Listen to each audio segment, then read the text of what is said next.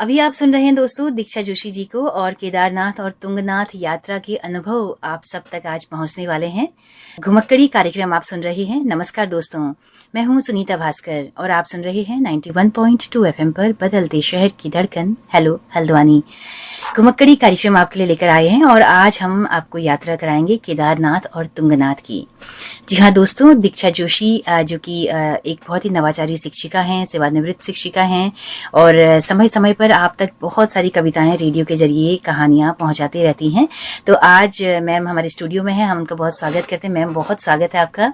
धन्यवाद मैम। नमस्कार सभी श्रोताओं और दर्शकों को मेरा। जी, तो मैम तुंगनाथ से बिल्कुल अभी आप लौट रही हैं और काफी उत्साह आपके चेहरे पर है, तो हम चाहते हैं कि यही उत्साह आप हमारे थोड़ा श्रोताओं में भी ट्रांसफर करें।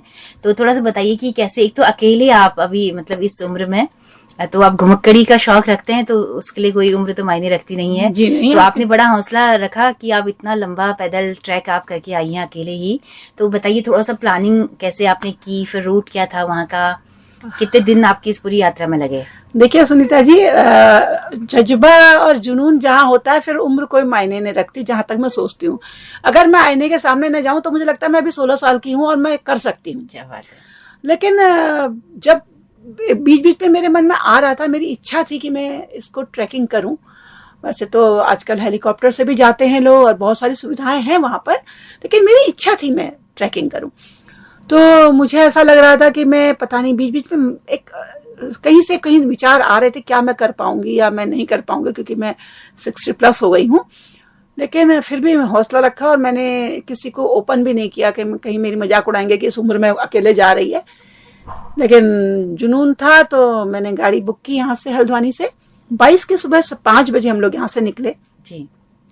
और यहाँ से रानीखेत होते हुए अच्छा, चौखुटिया में हमने नाश्ता किया और उसके बाद गैरसैंण, चमोली, जोशीमठ होते हुए हम आगे बढ़े। तो उसके बाद हम जब यहाँ से चल रहे थे, इस रास्ते से चल रहे थे, तो ये ऐसा लग रहा था कि कहीं गाड़ी रुके ही नहीं और न नजरें इधर से उधर हों। क्या बात ना है। भूख लग रही थी ना प्यास। खूबसूरत लोग मैंने सुना था कि मैं गढ़वाल के उसमें आज पहली बार ही गई थी, एक बार बहुत पहले गई थी, लेकिन उन दिनों बर्फ के दिन थे, किसी वर्कशॉप में गई थी। लेकिन आज मैं घूमने के उससे आज पहली बार गई। तो मेरी नजरें उन चट्टानों से, मैंने सुना था ये चट्टानें वहां की कुछ हरी भरी नहीं है, खाली चट्टानें, मगर सब हरी भरी थी। या तो ये लगातार वर्षा का प्रभाव था और कहीं भी मुझे रूखापन या सूखापन नहीं लगा। क्या बात है। गढ़वाल में छलछलाती नदियां थी, मैं क्या बताऊं आप, झरने। तो आंखें जो हैं कहीं भी पलक झपकने को तैयार नहीं। क्या बात है। मन गुनगुना भी रहा था, कहीं पर ऐसा मन कर रहा था कि लिखते भी जाऊं, लेकिन मैंने कहा अगर कहीं कुछ लिखूंगी तो नजरें नीचे होंगी और दृश्य आंखों से ओझल हो जाएंगे। क्या बात है, क्या बात तो है। चलते चलते हम लोग चलते रहे और हमने एक जगह हल्के से किसी छोटे से ढाबे में दिन का खाना भी खाया, कढ़ी चावल, बिल्कुल भात की पहाड़ी, भात की खुशबू आ रही थी। तो ड्राइवर बोला मैडम यहीं खा लेते हैं, क्या भात बन रहा है, खुशबू आ रही है। उसने गाड़ी रोक दी और झोली भात खाया पहाड़ी में। हम बहुत अच्छे समय से पहुंच गए थे, मौसम बहुत साफ था क्योंकि यहाँ बहुत बारिश थी, इसलिए मन में एक दुखदुखी थी, पता नहीं वहाँ मौसम कैसा होगा और हम कैसे जा पाएंगे, कहीं हमारी यात्रा होती ही नहीं होती या बाबा का बुलावा है या नहीं है। तो लेकिन सब कुछ अच्छा रहा। हम लोग जब तो शाम में कितने बजे आप पहुंचे? हम 4 बजे, हम मतलब अगर रास्ता सही होता तो हम 4 बजे पहुंच जाते, लेकिन उसके बाद जो है आगे से रास्ता थोड़ा उबड़ खाबड़ हो रहा था और इसलिए क्योंकि रास्ता तंग था और 2 गाड़ियां जहाँ पर पास हो रही थी, अगर कोई बड़ी गाड़ी आ जाए तो फिर थोड़ा टाइम लग रहा था। तो हम 4-5 बजे न पहुंच करके 7 बजे के करीब सीतापुर पहुंचे। हम इरादा था कि हम सीधे गौरीकुंड में गाड़ी पार्क करेंगे, लेकिन इस बार कुछ ऐसा हो गया है कि गौरीकुंड गाड़ी नहीं जाने दे रहे हैं। तो जब हम सोनप्रयाग पहुंचे तो वहां पर हमारी गाड़ी रोक दी गई। उन्होंने कहा आप यहीं पार्क करिए और आप गाड़ी अगर आगे जाना है तो वहां से यहाँ की लोकल गाड़ी लगी हुई है, उनमें 50 रुपये पर टिकट, व्यक्ति के टिकट के हिसाब से आप गौरीकुंड पहुंच जाएंगे। पार्किंग की बड़ी अच्छी व्यवस्था है यहाँ। अच्छा। 4 मंजिली 5 मंजिली पार्किंग सोनप्रयाग में है। उसके अलावा बहुत सारे स्थान पार्किंग को दिया है और सुलभ शौचालय की व्यवस्थाएं भी मतलब बहुत अच्छी हैं लोगों के लिए। मैं देखती जो पार्क बाहर से आ रहे हैं लोग तो वो उनके लिए वो टॉयलेट्स वगैरह की भी बहुत अच्छी व्यवस्था है। खैर हम सोनप्रयाग से थोड़ा पीछे गए और सीतापुर में 1 किलोमीटर पीछे सीतापुर की पार्किंग में हमने अपनी गाड़ी पार्क की और वहीं पर रूम क्योंकि इस समय ऑफ सीजन था, हजारों में यात्री थे, लाखों में नहीं थे, तो रूम्स आसानी से मिल जा रहे थे और मुझे बहुत सस्ता रूम मिल गया। इसलिए एक ने रूम कहा तो हमने हाँ कहा और उसने इतना सस्ता 500 रुपये में रूम बोला, उसने 500, तो मैंने हाँ कह दिया। एक की थी मैं, ड्राइवर की तो लोग व्यवस्था करते हैं। तो ऊपर जाके मालिक ने कहा नहीं 1200 होते। मैंने कहा इससे 500, तूने 500 कहा? उसने कहा हाँ। उन्होंने कहा कोई बात नहीं, और 500 में उन्होंने मुझे कमरा दे दिया। थोड़ी देर में बाकी लोगों को तो 1500 का रेट था उनके कमरे का, बाकी को तो उन्होंने, और लोग आ गए। थोड़ी देर में अचानक सारा होटल भर गया उनका। तो वो जय अम्बे होटल था उनका, और ये कोई गुजराती महानुभाव थे जो 2021 में यहाँ आए थे, ये उनकी वाइफ। इन्होंने बहुत ही घरेलू सा माहौल बना रखा था। कमरों के आगे जो टेरेस था वहाँ इन्होंने अपने एक टेंट लगा रखा था, इसमें एक जना इसमें सोता था ये लोग, और एक इनका जो काम कर्मचारी था वो अपने गद्दे लगाकर सोता था। और एक किचन थी, किचन में साफ सुथरा बड़ा अच्छा खाना जैसे घर में खाते हैं, रोटी सब्जी दाल चावल जी। तो बड़ा ही अच्छा। मतलब रेस्तरां होटल जो है वो गुजराती चला रहे थे। उनसे मेरी बातचीत हुई और पे बिल्कुल गढ़वाली बोल रहे थे। वो 2021 में आए हैं कह रहे थे मैं यहाँ। मैंने पहाड़ी समझा। वो तो बाद में उनकी वाइफ से बात हुई तो पता लगा वो गुजरात के हैं, अहमदाबाद के। और फिर मुझे बड़ा उनसे मैंने काफ़ी बातचीत की। तो उस दिन तो हमने बड़ा आराम किया और मुझे मतलब बिल्कुल ऐसा लगा ही नहीं कि मैं किसी अनजान जगह हूँ। बिल्कुल इतना अच्छा सा होटल मिला। वैसे वहाँ बड़े 4 मंजिले 5 मंजिले होटल हैं, शानदार। ताज होटल की भी ब्रांच है और बड़े बड़े होटल हैं वे, मतलब इतने बड़े होटल जो हम मेट्रो सिटीज में देखते हैं, इतने बड़े बड़े होटल हैं। अच्छा हाँ, ऐसी ही रौनक है, ऐसी तो ही वो सेफ जगह पर हैं, जैसे कि सब मलबा आने वाली जगह पर। अब सोनप्रयाग में तो देखिए वैसे तो कोई भी चीज कहीं भी हो सकती है, जो विधि ने निश्चित कर रखा है वो तो होगी। अब हम अतिक्रमण करेंगे तो वो अपना अतिक्रमण तो हटाएगी, सीधी जब हम सरकार हटा रही है तो वो तो हटाएगी, वो तो प्रकृति है। लेकिन मतलब व्यवस्थाएं थी, मुझे ऐसा नहीं लगा। और अब हर चीज घर की तरह तो आपको कहीं मिलेगी नहीं, तो हर चीज तो घर की तरह मिलेगी नहीं आपको। और इस तरह से हमने वहाँ रात बिताई। उन्हीं से बातचीत की तो पता लगा। हम तो ये सोच के आए थे कि हमने देखा था कि वो 16 किलोमीटर के करीब है।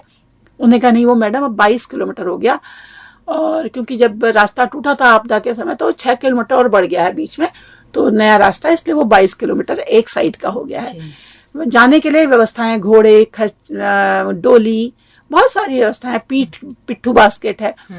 और इनका किराया वहां से 5000 था, थोड़ा आगे जाओ तो वो थोड़ा कम होते जा रहा था।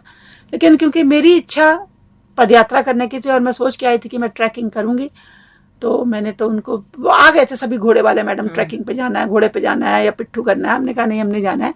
अगले दिन हम सुबह 4 बजे से पहले वहां से नहा धो के निकल गए और वहां से पैदल गए सोनप्रयाग 1 किलोमीटर है, ज्यादा दूर नहीं है। 1-1.25 किलोमीटर के बाद वहां से उन्होंने कहा कि गाड़ी आपको आगे मिलेगी। वहां पर उन्होंने आपके रजिस्ट्रेशन वगैरह चेक किए और फिर हम गौरीकुंड, वहां पर जीप लगी थी, उन जीप में बैठ करके 50 रुपये पर सवारी के हिसाब से हम गौरीकुंड पहुंच गए। तो वहां पर रेनकोट, लाठी मिल रही थी कि आप 50 रुपये में एक लाठी ले लो, रेनकोट ले लो 100 रुपये का, बिल्कुल बढ़िया ढीले डाले रेनकोट थे। खैर मैं तो अपना लेके गई थी। वहां से फिर जब हम गौरीकुंड पहुंचे तो गौरीकुंड स्टेशन से करीब 1 किलोमीटर करीब है वो रास्ता जहाँ मार्केट सी बनी हुई है। वहां पर हमने चाय पी और उसके बाद हमने पदयात्रा शुरू कर दी। तो धीरे धीरे चलते गए, लोग घोड़े में भी जा रहे थे, घोड़ों की टन टन टन टन और हे हटोटना जी रास्ता दो, ऐसी आवाजें बड़ी आ रही थी। डोली वोली तो लग ही नहीं रहा था कि मैं अकेले यात्रा कर रही हूँ या कि मैं घर से अकेले आई हूँ और मैं बूढ़ी हो गई हूँ, 60 साल की हो गई हूँ, सठिया गई हूँ, ऐसा कुछ अनुभव ही नहीं हो रहा था। लाठी देके टक टक टक चलते जा रहे थे। चढ़ाई बहुत कठिन भी नहीं थी, हल्की तिरछी, हल्का थोड़ा सामान्य, हल्का तिरछा हल्का सामान्य था। आगे जंगल चट्टी तक तो बड़ा अच्छा सा था, बहुत कठिन भी नहीं था और ऐसा भी नहीं था कि आप थक रहे हैं। जहाँ थक रहे हैं वहाँ लंबी सांस ले रही थी, क्योंकि एक बार मैंने बहुत पहले अमरनाथ ट्रैकिंग की थी 77 में, तो हमारे सर ने बताया था कि जब आप चलते हैं तो बहुत ज्यादा पानी न पिएं, कुछ कदम चलने के बाद लंबी सांसें लें और जब बहुत चलने में दिक्कत हो रही तो झुक करके कमर पे हाथ ऐसे रखें तो आप बड़े आसान। तो मैंने वो ट्रिक इस्तेमाल की और लोगों को भी बताती गई जो लोग थक रहे थे। मैंने कहा बैठने से ज्यादा थकान होती है, तो खड़े होकर लंबी सांसें लीजिए। आपके पैर थकने लगते हैं, जैसे कपकपाने लगते हैं, आप खड़े हो जाइए, लंबी सांसें लीजिए, खूब लंबी सांसें लीजिए मुंह बंद करके, आपके पैर बिल्कुल नॉर्मल रहेंगे। फिर आप चलिए, उतनी एनर्जी से। क्या बात है, मतलब पूरा गाइडेंस का काम भी आप कर रही थी? हाँ, मैं लोगों के साथ भी इस तरह की बातचीत कर रही थी और लोगों को लगता बाप रे सफेद बाल वाली बूढ़ी है, और वो घोड़े वाले वो दादी नहीं चल पाएगी, वो काकी थक गई है, अम्मा तो थक जाएगी। लगे थे पीछे पीछे मेरे कि चलो चलो कर लो। मैंने उनसे कहा बेटा तुमको हमको सवारी नहीं मिलेगी। मैंने कहा मिलेगी तुम्हारे हिस्से की, तुमको तुम्हारी किस्मत का कोई नहीं ले जाएगा, मुझे चलने दो। इस तरह करीब करीब हम काफी चल गए। जब 10 किलोमीटर बच गया और क्या व्यू था, जहां से हिमालय दिखना शुरू हुआ, थोड़ा दिखा, फिर थोड़ा दिखा, फिर थोड़ा दिखा।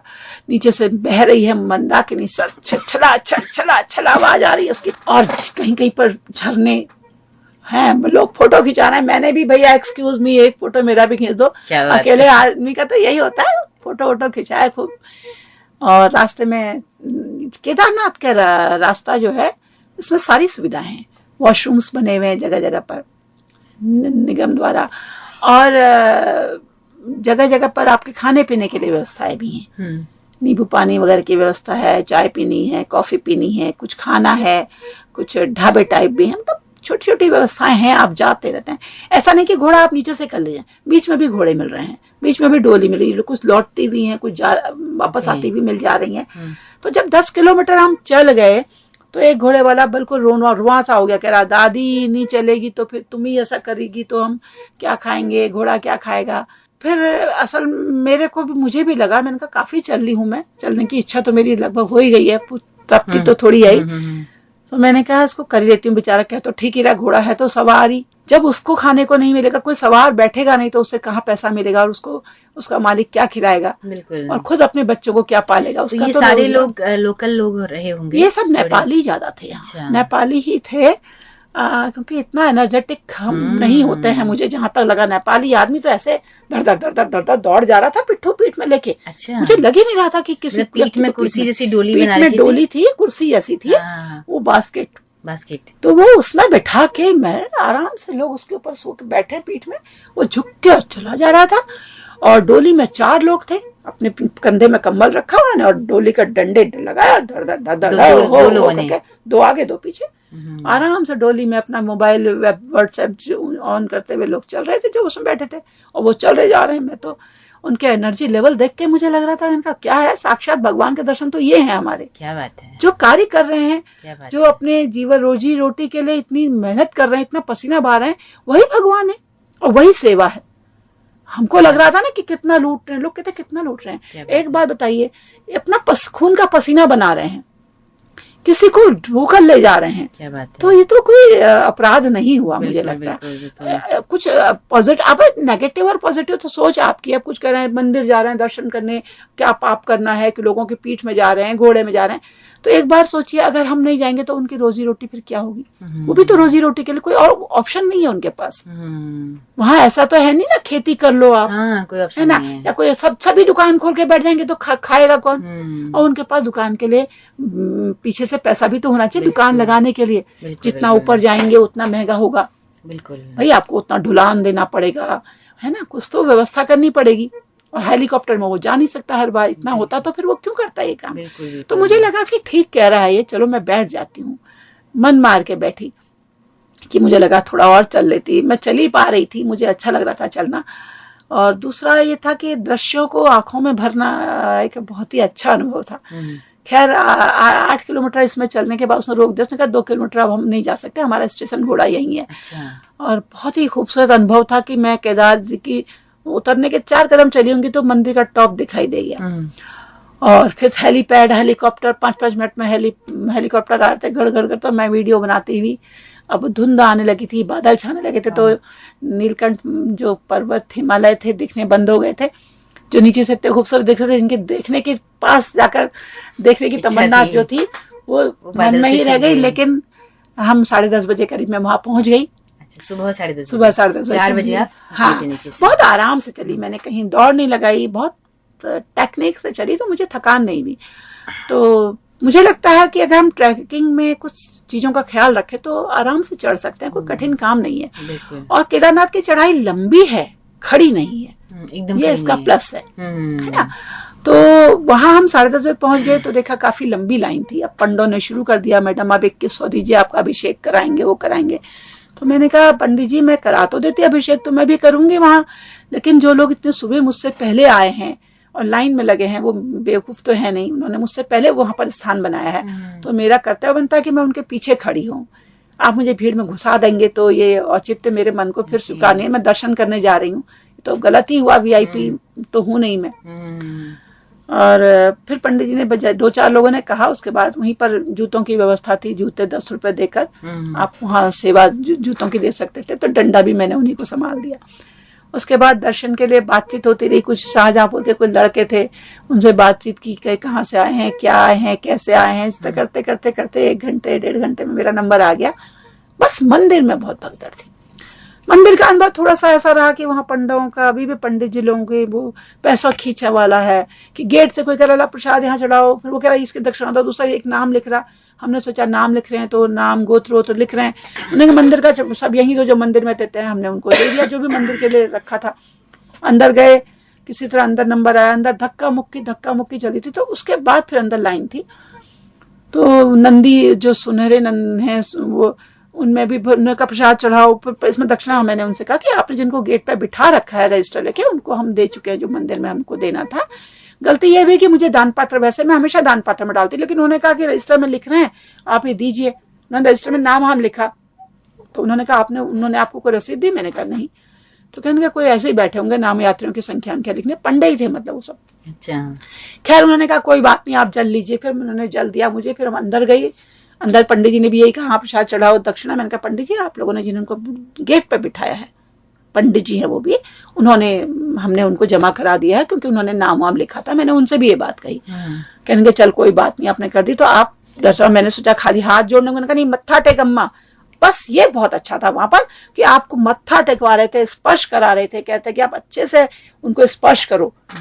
केदारनाथ जी की जो पीठ है वो, उसको स्पर्श करो, उस जल को करो। और मैं तो खाली ऐसे ही हाथ जोड़ी थी, ऐसे और जगह बड़े बड़े मंदिरों में ऐसे खदेड़ देते हैं ना बाहर से, लेकिन केदारनाथ में ये बहुत अच्छा था। और मुझे यहाँ पर बहुत अच्छा लगा, बहुत संतुष्टि हुई। तो मैंने पूरा पश्चिम दोनों ओर से उनको स्पर्श किया और दोनों ओर मैं गई एक पर उसमें। उसके बाद मैंने पंडित जी से पूछा कि अभिषेक का जल कहाँ से लूँ। उन्होंने मुझे बेलपत्र, मैंने कहा कुछ तो बेलपत्र दो, तो उन्होंने मुझे बेलपत्र वगैरह दिए। फिर मैं आ गई, मुझे बहुत अच्छा अनुभव लगा। उसके बाहर आई, बाहर आके भी लोग, बाबा लोग बड़े उसमें थे। ठीक है उनका वो वही रोजी है, वो प्रचलन में आ गया है। कुछ चीजें तो हमारे में प्लस कहीं होता ही है, सकारात्मक नकारात्मक दोनों चीजें होती हैं। लेकिन संतुष्टि थी कि मेरी बड़ी इच्छा थी मैं केदारनाथ वहां करीब 3-3.5 घंटा बिताया। आंगन बैठी रही, बहुत देर तक बैठी। एक आध लोगों से अपने फोटो खिंचवाए, इधर उधर देखा, बड़ा अच्छा सा लगा, भीमशिला वगैरह देखी। उसके बाद फिर मैंने सोचा कि अब मैं यहाँ रहने के बदले में अगर आज ही नीचे चल रही हूँ, क्योंकि मौसम खराब होने लगा था तो अच्छा रहेगा मेरे लिए। और मैं उतरने लगी, लेकिन अचानक बारिश आ गई बहुत तेज। फिर हम एक ढाबे में बैठ गई, तो मैंने वहाँ मैगी खाई। वैसे मैं मैगी पसंद नहीं करती हूँ, लेकिन मुझे लगा कि ताजा यही है और चीजें वैसे तो बासी नहीं होंगी वहां, क्योंकि आते जा रहे हैं यात्री, खाते जा रहे हैं। लेकिन फिर भी मन में मैंने कहा अकेली हूँ, कोई बात हो जाए, इससे बेहतर है मैं गरम गरम मैगी खा लूँ आज। मैं मैगी पसंद कम करती हूँ। उसके बाद मैं धीरे धीरे चले। अब घोड़े वालों ने, अम्मा पैदल जा रही है, अम्मा थक जाएगी। कोई कहे अम्मा कम पैसे में ले जाऊंगा, कोई पिट्ठू वाला, कभी डोली वाला। मैंने कहा चलो चलो। धीरे धीरे नीचे पहुंची तो अचानक मौसम साफ। मौसम साफ क्या हुआ, हिमालय दर्शन ऐसे खूबसूरत हुए। सूरज छिपने की उसमें है गोल्डन हिमालय, क्या बता, नीलकंठ खूबसूरत। खैर मैं धीरे धीरे चलती रही, क्योंकि बारिश थी, कीचड़ था, घोड़ों का रास्ता था और मैंने ट्रैक शूज पहने थे। मेरा प्लस पॉइंट था, इसलिए मैं स्लिप कहीं नहीं हुई। फिर भी पैर जमा जमा कर चली। मैंने कहा कौन मुझे वहां अवार्ड मिलना है और कौन मैंने प्रतियोगिता जीतनी है। चलते चलते धीरे धीरे रास्ते में कुछ कुछ लोग मिलते रहे, क्योंकि लोग दौड़ दौड़ के भी जा रहे थे। लेकिन मैंने कहा मैं रिस्क नहीं लूंगी, अकेली हूँ। और आगे जाते कुछ दंपत्ति मिले, कुछ लोग मुझे गुजरात के बहुत लोग मिले, हरियाणा के मिले, साउथ के बहुत लोग आए थे, बंगाल से भी बहुत थे। तो लेकिन हमारे उत्तराखंड से भी थे और एक हरियाणी फैमिली थी, उनके साथ में नीचे धीरे धीरे गई। सारा रास्ता जगमग लाइट थी, कोई दिक्कत नहीं थी, सोलर लाइट थी। और आगे जाकर कहीं पर पेड़ की छाया में रास्ते घोड़ों की खुरों से थोड़े खराब थे, तो वहां पर टॉर्च मैंने रखा था, छोटा टॉर्च तेज लाइट वाला, वो बड़ा काम आया। तो 10:15 बजे करीब नीचे पहुंची। बातचीत करते, लोगों से बात बूत करते हुए थोड़ा आते रही। तो सोनप्रयाग में आप पहुंचे? सोनप्रयाग पहुंच गए, गौरीकुंड पहुंचे, वहां से फिर सोनप्रयाग पहुंचने के लिए फिर वही गाड़ी की। वहां व्यवस्थाएं अच्छी थी, पुलिस चाक चौबंद थी, आपको व्यवस्था गाड़ी में बिठाना, आप अकेले हैं रात के समय, ऐसा कुछ नहीं लग रहा था आपको। तो आगे बढ़ते बढ़ते हम वहां पहुंच गए सोनप्रयाग। सोनप्रयाग से फिर पैदल फिर वहां गए सीतापुर, जहाँ अब हम तो फोन नंबर ही नहीं था होटल वाले का, ध्यान ही नहीं रहा कि खाने का क्या करें। हमने हल्ला मचाया, हमने कहा भैया, वो लड़के को उठाया तो कहने के क्या, हमने कहा कहने के आपको खाना कहाँ मिलेगा, हमने रास्ते में भी कुछ नहीं खाया। मैंने कहा कुछ बचा है तो देखो। मैंने कहा चावल और सब्जी बची, आलू टमाटर की, मैंने कहा गर्म करके वही दे दो, थोड़ा सा खाना है बस, एक गस्सा, ज्यादा नहीं खाया। और फिर हम लोग आराम करने बैठ गए। उसके बाद रेस्ट किया तो ड्राइवर बोला कि देखो मैडम, कल को जरा है आराम से जाएंगे। फिर भी मुझे ऐसा मैं सो रही थी, शायद मैं बहुत थक जाऊंगी, मेरे पैर बहुत दर्द करेंगे, और रखने को मैं अपने लिए स्प्रे और पट्टी वट्टी, बच्चों ने थोड़ा अलर्ट कर रखा था कि सब चीज रख के ले गई थी। हल्का सा स्प्रे किया, मैंने कहा क्या पता कुछ असर हो जाएगा अगर दर्द होगा तो, और ऐसी कोई जरूरत नहीं पड़ी। उठी तो मुझे लगा मेरे पैर लड़खड़ा रहे हैं, मुझे लगा अरे भाई ये तो खतरनाक होता है, अब क्या करूं। तो मैंने कहा ड्राइवर से कि ऐसा करते हैं चोपता चलते हैं। 10 बजे नाश्ता वास्ता करा। वो गुजराती परिवार बहुत अच्छा था, बहुत बढ़िया, इतने कम पैसे में, इतने रीजनेबल रेट में। लेकिन कहने का मैडम आप आई, आपके आते ही सारा होटल भर गया। और मतलब इसलिए उन्होंने 500 रुपये कमरा लगाया मुझे ऐसा मेरे साथ होता है कई बार। कई लोग कहते हैं कि आपकी बोनी बहुत अच्छी होती है, रिक्शे वाले भी लाइन लगा के खड़े रहते हैं। कई बार वो कहते हैं कि मैं ले आऊंगा, होता है, पता नहीं सच है या झूठ है, जो भी होगा फिलहाल उन्होंने ऐसा कहा। और उसके बाद उन्होंने हमें बताया कि हम जो तुंगनाथ भी बहुत अच्छा है, आप जाइए खड़ा, अगर आप चल सकते हैं मैम आप चल लेंगे, अगर आप ये यात्रा पैदल करके आई है तो आप चल लेंगी। उन्होंने कहा तो घर से क्या प्लान था? घर से तो ऐसा नहीं था कि मैंने सोचा मैं कहाँ तक चल पाऊंगी, मैं जहां तक चल पाऊंगी। अच्छा मैं बाद में तो मैं सोच रही मैं और चलूं, लेकिन फिर मैंने कहा नहीं ये उल्टा हो जाएगा, क्योंकि अगर मैं 4 धाम करती तो मुझे गंगोत्री यमुनोत्री से जाना पड़ता, ये उल्टा ठीक नहीं होता। अंतिम यात्रा बद्रीनाथ की होती ना। तो उसके बाद हम चोपता गए। चोपता ठंडी जगह, और चोपते में मैंने जो कौवे देखे ना, मैंने तो इतने कौवे कभी देखे ही नहीं एक साथ। मैंने सोचा कोई पक्षी वक्षी कोई जानवर मरा वरा तो नहीं है, पता लगा यहाँ कौवे बहुत होते हैं। अच्छा, क्या सुंदर चोपता, साफ सुथरा, हरा हरे बुग्यास थे। मैं क्या बताऊं आपको। और उनमें नीचे रास्तों में तो कुछ बुग्यास में सड़क से लगे हुए बुग्यास जो थे, वहां तो टेंट, लाल हरे पीले नीले टेंट, उनमें कैंपिंग होती है। अब शायद अतिक्रमण का कुछ हो रहा है, तो कैंप वाले बड़े डरे हुए थे कि हमारे टेंट टूटे, हम तो रात भर भी नहीं सो रहे हैं, कह रहे थे वो कि कब आकर फॉरेस्ट, क्योंकि ये रोजी रोटी भी लोगों की जुड़ी है, क्योंकि ये फॉरेस्ट रिजर्व एरिया है यहाँ बुग्यास में। मैं मुझे जब वहां पहुंची तो मैंने पहले कमरा ढूंढा, कुछ अच्छे कमरे नहीं मिल रहे थे, लेकिन जो तुंगनाथ का गेट बना हुआ था उसके पास एक होटल था। मैंने कहा ठीक है, मिल गया, मुझे पसंद आ गया। मैंने कहा 1200 में दे रहा, ठीक है रख लो कमरा। ले लिया कमरा, 3 बेड का था वो, तो ज्यादा लोगों का था। मैंने कहा इसी को ले लेती हूँ, कहाँ इधर उधर ढूंढती फिरूं, ठीक है। तो नीचे बैठे, उन्होंने कहा मैडम अभी आप जा तो सकती हैं, अभी 1 ही बजा है। लेकिन लोगों ने कहा मैडम आप नहीं जा पाओगी, उन्होंने शायद मेरे सफेद बाल देखे। और हम तो घोड़े में गए, हाय जो हालत खराबी, बिल्कुल खड़ा पहाड़ है, आप कैसे चलेंगी। मैंने कहा नहीं देखिए, मैं केदारनाथ तो इतना करके आई हूँ, मुझे लगता है मैं चल लूंगी। फिर एक बार मुझे, अगर मैं वैसे अगर उस समय करती, मैं शाम को 7 बजे तक नीचे आ जाती, मुझे लग रहा था। लेकिन मैंने फिर सोचा नहीं कर पाऊंगी, में ही फिर नाइट स्टे किया। तो मैंने नीचे कह दिया कि भैया खाते समय रोटी सब्जी खाई। तो मैंने कहा देखो मुझे सवेरे जल्दी उठा देना, क्योंकि चोपता तुंगनाथ के लिए रास्ते में बिजली नहीं है। अच्छा, पूरा रास्ता अंधेरा है। तो क्योंकि ये रिजर्व फॉरेस्ट है और बुग्यास के उसकी सुरक्षा का बड़ा ध्यान रखते हैं, जगह जगह इन्होंने बोर्ड लगाए हुए कि आप बुग्यास में पैर रखते पाए गए तो आपको जुर्माना होगा। अच्छा, शॉर्टकट के चक्कर में बुग्यास में पैर न रखें। अच्छा। और यहाँ पर हिम्मती ऊपर तो तुंगनाथ के थोड़ा सा नीचे हिम्मती नंदन बहुगुणा महाविद्यालय ने एक रिसर्च सेंटर खोला है, शायद पाइन पर वर्क करें, पाइन ट्रीज पर। अच्छा। अब जो भी रिसर्च, अभी इस पर मेरी डिटेल मैंने ज्यादा बातचीत नहीं की और ना मैंने अभी इसके बारे में कुछ पढ़ा कुछ। लेकिन चोपता तुंगनाथ की चढ़ाई, मैं 3 बजे तैयार हो गई थी, दरवाजा खोल, उन्होंने कहा कि आपको चिंता कर मेरे उठाने की जरूरत नहीं, गेट की घंटा बजेगा, जो मंदिर को चढ़ता है पहले घंटे बजाते हैं। 3:15 बजे मुझे घंटा सुनाई दिया। मैं उठी, मैंने नहाया धोया, तैयार हो गई, लेकिन दरवाजा खोला, बिल्कुल घना अंधेरा था। 1-2 टॉर्च की ऐसे लाइट कहीं दिख रही थी, बल्ब जैसे नीचे नीचे जमीन में पड़े छोटे। तो मैंने कहा भैया अभी अकेली हूँ और रिस्क नहीं लेती हूँ, बाय द वे कोई बात हो गई तो कल को बच्चे भी कहेंगे ना कि आप अपने मन से ऐसे चली गई अंधेरे में, किसने कहा था, क्या कोई अवार्ड मिल रहा था आपको। खैर फिर अब मन नहीं माना, 4 साढ़े 4 में नीचे आ गई। 5 बजे आगे से 4-5 लड़कों जाते हुए देखा, 4-5 लड़कों को। मैंने भी अपना टॉर्च पकड़ा, चल दी। उनके पीछे पीछे चल दी। थोड़ी देर मैंने उनको पकड़ लिया और बातचीत करते करते आगे पहुंच गई। अरे बच्चे बड़े खुश, वो गुजरात से आए थे। अब बाद में कहने लगे आंटी हम भी आपके साथ फोटो खिंचाएंगे, ये है वो। मैंने भी, उन्होंने भी कूदते हुए फोटो खींची। मैंने कहा मेरी भी खींच दो एक कूदते हुए फोटो, जंप करते हुए।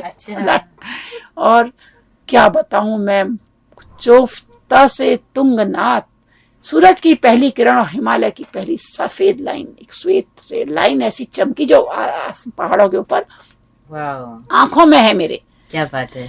उसके बाद तो मैंने कहा भाड़ में जाए स्पीड, मैं तो एक एक दृश्य को आंखों में बसा के जाऊंगी। और मैंने अपनी स्पीड को धीरे धीरे करते हुए हर क्षण का वीडियो बनाया, हर उसका। वो धीरे धीरे शाह से थोड़ा उजाला हुआ, थोड़ी रोशनी हुई, फिर उस हिमालय में एक गोल्डन लाइन पड़ी, फिर आधा हिमालय गोल्डन हुआ, फिर पूरा हिमालय गोल्डन हुआ। चलते चलते नीचे भेड़ों, बुग्याल्स में भेड़ें थी और कोई दुकान ऐसा कुछ नहीं था, साफ सुथरा। चोफ्ता में ये था कि आप पानी की बोतल जो लेंगे उसमें एक आपका तो वो लगी होगी, तो आपको वो 40 रुपए की बोतल है और आपको लौटने में बोतल दुकानदार को वापस करनी पड़ेगी, वो 10 रुपए आपको देगा। अच्छा, ये प्लास्टिक पॉल्यूशन, हाँ ये बहुत ही बढ़िया लगा मुझे, इससे बहुत खुशी हुई मतलब। तो उसके बाद जब मैं वहां पहुंची ना, कहीं कोई इतना कतरा नहीं था जी, रास्ते में भी नहीं और उसमें भी। एक आध जगह मैंने शॉर्टकट मारे, मुझे लगा खड़ा पहाड़ है, शॉर्टकट से जो खुट्टे खुट्टे पैर बने होते हैं ना, लोग वहां के लोकल जो चलते हैं, तो मैंने उनमें बुग्याल में पैर नहीं रखा कहीं, क्योंकि मैं वो पढ़ चुकी थी। उसके बाद मैं ऐसे धृष्टता नहीं करती, क्योंकि एक टीचर होने के नाते मुझे मन नहीं, गवारा नहीं करता कि मैं गलत काम करूं। तो बस क्या आनंददायी क्षण था, सबसे अच्छा अनुभव मेरे इसी ट्रैक का था। कहता है ये सबसे वर्ल्ड का, एशिया का, क्या वर्ल्ड का शिव जी का सबसे ऊंचा हाइट पे टेम्पल है। अच्छा। 3680 मीटर पे है, ऊंचाई पर है ये। पांडवों का बनाया हुआ है। जब पांडव महाभारत के बाद युद्ध में उनको ये लगा कि हमने अपने लोगों की हत्या की है, इस पाप से कैसे उभरे, शिव जी नाराज हो गए शिव शंकर उनसे, तो उनके पीछे शिव को बनाने गए। शिव जी नाराज रहे, कहाँ कहाँ भागे। तो इस तरह उनके जब तुंगनाथ, जैसे केदार में तो उनकी पीठ उनके पास आई, तो यहाँ तुंगनाथ पे उनका हृदय, शिव जी का हृदय और उनके भुजाएं, ये यहाँ तुंगनाथ में मानी जाती हैं। ऐसा कहा है, वहां लिखा हुआ है इस तरह से। तो मैंने यहीं पढ़कर ये बात जानकारी मुझे मिली। तो ये जो अनुभव था ना मेरा, फिर वो लड़के तो कहीं बहुत आगे चले गए थे, क्योंकि मैं वीडियो बनाने में मस्त थी। और धीरे धीरे प्रातःकालीन जो भ्रमण होता है ना, उसका तो आनंद यही था। और अच्छा किया मैं जो दिन में नहीं चढ़ी। तो कितने बजे आप फिर, हाँ तो वो और मैं बहुत आराम चढ़ी, और मैं उसके बाद ऊपर मैंने बड़े आराम दर्शन, जैसे जूते उतारे तो क्या ठंडा, पैर नीचे टिक नहीं रहा था। जलाभिषेक के लिए वहां लोटे रखे थे तांबे के, आपने जल लो और नंबर में लगो। उसके बाद फिर मैंने किसी से अपनी फोटो भी खिंचवाई। अंदर अच्छे से दर्शन वर्शन हो रहे थे। वहां लाइन, यहाँ लाइन से था, यहाँ कोई ऐसी गड़बड़ नहीं थी, लाइन, हाँ भगदड़ नहीं थी। और सब जगह लाइन से था। मंदिर में सब जगह भगदड़ थी, लेकिन बाहर सब जगह लाइन थी, लेकिन यहाँ मंदिर में भी भगदड़ नहीं थी। और ज्यादा भीड़ भी नहीं थी, कुछ 100 ही भीड़ लोग थे। उसके ऊपर चंद्रशिला भी थी, लेकिन लोगों से बात करने पता लगा चंद्रशिला जाना अभी कोई फायदा नहीं है, क्योंकि बादल लग गए। चंद्रशिला से केवल व्यू दिखता है, 1 किलोमीटर और था ऊपर। तो वो गोल्डन व्यू देखने के लिए जो लोग वहाँ नाइट स्टे करते हैं, तुंगनाथ में 1-2 हैं गेस्ट हाउस, ज्यादा नहीं है, ज्यादा भीड़ नहीं है वहाँ। कुछ एक ढाबे टाइप के जाके जहाँ से आप प्रसाद ले सकें, दुकानें, और जहाँ से आप चाय पानी कुछ हल्का फुल्का नाश्ता करें, 2-3 है ऐसी। तो लोग सुबह का मतलब सूर्योदय देखने के लिए वहां पर जाते होंगे। हाँ, तो मैंने कहा वो तो खूबसूरत क्षण मैंने देख लिया, अब तो बादल आ गए, अब तो कोई फायदा नहीं, इसलिए मैं सूरजी में चंद्रशिला भी जाऊंगी। लेकिन फिर मैं तुंगनाथ से वापस आ गई, और फिर मैंने दौड़ते हुए यात्रा की। रेस लगाई, और लोगों कहे हाय आंटी आप चल रही हैं, आप कितना रह गया? मैं कहूँ बस इतना ही रह गया। आप हमारी एनर्जी को डबल कर दे रही हैं। क्या बात है। और इस तरह तो वो पूरा डाउन रहा होगा। तो बिल्कुल खड़ा था, तो खड़ा ही था नीचे। तो मैंने 1-2 बार सोचा कि मैं गिर ना जाऊं, लेकिन मैंने कहा नहीं, लाठी है साथ में, गिरूंगी नहीं भगवान की दया से। और बुग्याल्स में फोटो खिंचाई, कुछ बहास, उनमें पैर नहीं रखा, लेकिन इस तरह बैठी लग रहा था मैं बुग्याल्स में ही हूँ, बिल्कुल किनारे बैठी। तो किसी से फोटो खिंचवा ली, 2-4 फोटो अपनी। तो बुग्याल में फोटो खिंचाना भी अलाउ नहीं था? ऐसा ना, वैसे लोग जा रहे थे, लेकिन जब उन्होंने लिखा है कि आप इनमें पैर न रखें, क्योंकि इनकी पूरी उन्होंने कुछ कर रखा था काम, जो रिसर्च चल रही है बुग्याल्स पर कुछ काम हो रहा होगा। अब मैं पूरी डिटेल तो नहीं जानती थी। उन्होंने कहा था कि अब इनकी सब पूरा कटिंग वटिंग कुछ करा गया था, जो भी उन्होंने किया था। तो उन्होंने लिखा था कि आप शॉर्टकट मारते समय इनमें पैर न रखें, पकड़े जाने पर जुर्माना होगा 500 रुपए पर व्यक्ति हर बार में। तो गलत काम क्यों करना है। बिल्कुल। फिर मैं नीचे उतर तो कई लोग बड़े कपल्स जा रहे थे नीचे वाले गैस में पोज बना रहे थे। वो एक बार मेरे को लगा, मैंने कहा नहीं गलत नहीं करना चाहिए, जब मना है तो तुंगनाथ से नीचे में 10 बजे उतर गई थी। इतने आराम से जाने के बाद, अगर मैं इतने आराम से नहीं जाती, मतलब 5 घंटे में उतर गई थी नीचे में, चढ़ के उतर गई थी। अच्छा।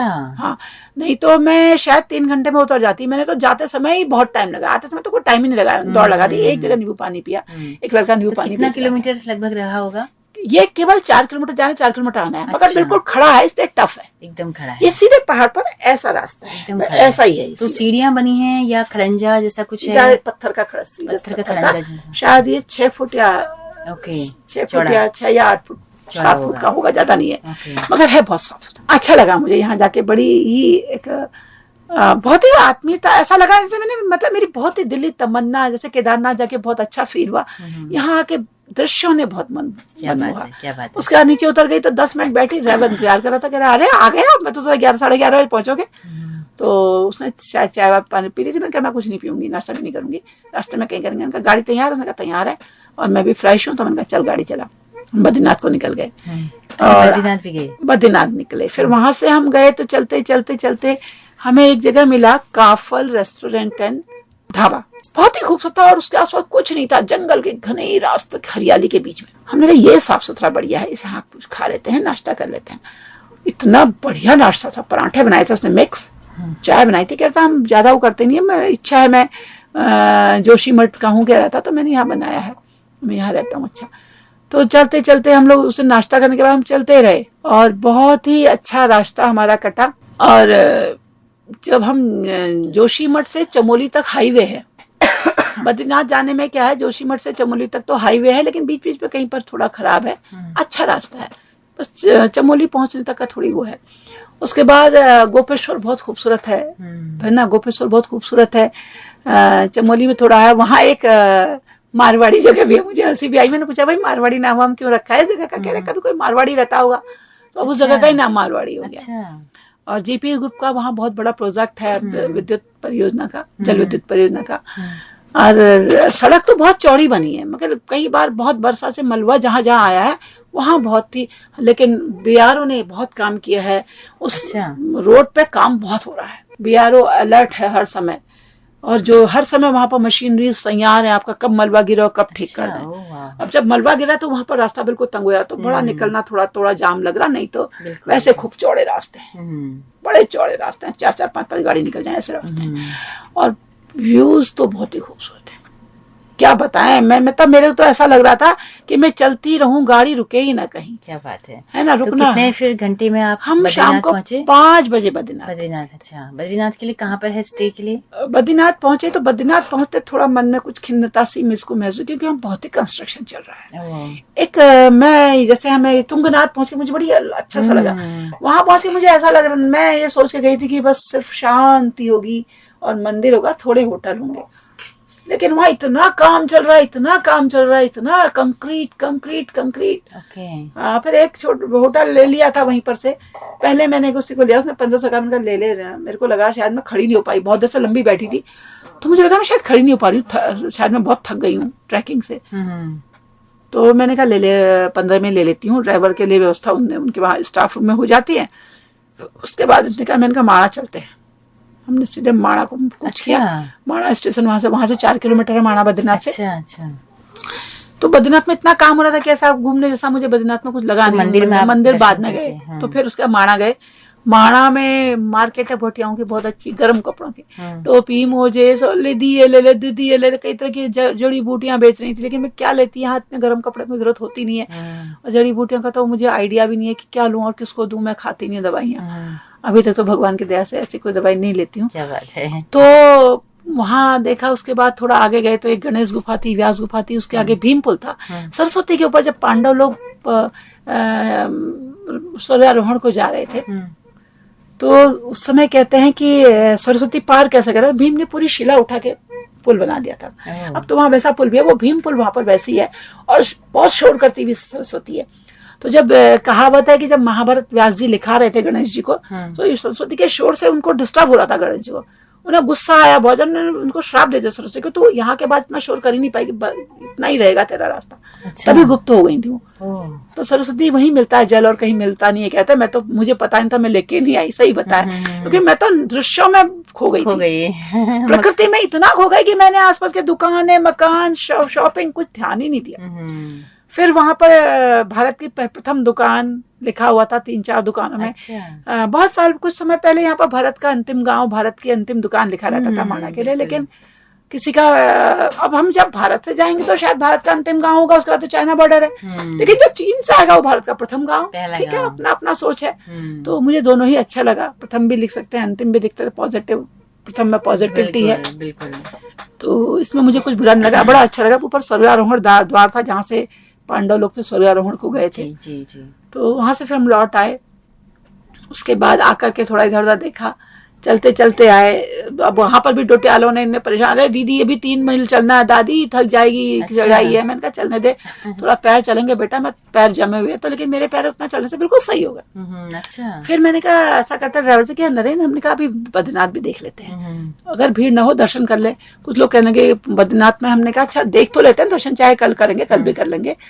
तो हम कपड़े वपड़े बदल के तो गई, फिर कमरे में आई, जल्दी जल्दी कपड़े वपड़े बदले, हाथ मुंह धोया, फिर से दोबारा कपड़े बदले। मैंने कहा सफर के कपड़े हैं, वैसे तो मैं वॉशरूम वगैरह गई नहीं थी उनसे, लेकिन फिर भी मैंने कहा चली जाती हूँ। गई तो देखा कि वहां ज्यादा भीड़ नहीं थी, 100 ही थे। अच्छा। कुछ लोग बातचीत के, दुकानदार कहने लगा कल तो आपको दर्शन नहीं हो पाएंगे, कल 8:30 बजे से पहले बद्रीनाथ बंद हो जाएंगे, क्योंकि बद्री भगवान जी कल अपनी माता जी से मिलने वहां जाएंगे, माणा हेलीपैड के ऊपर। अच्छा।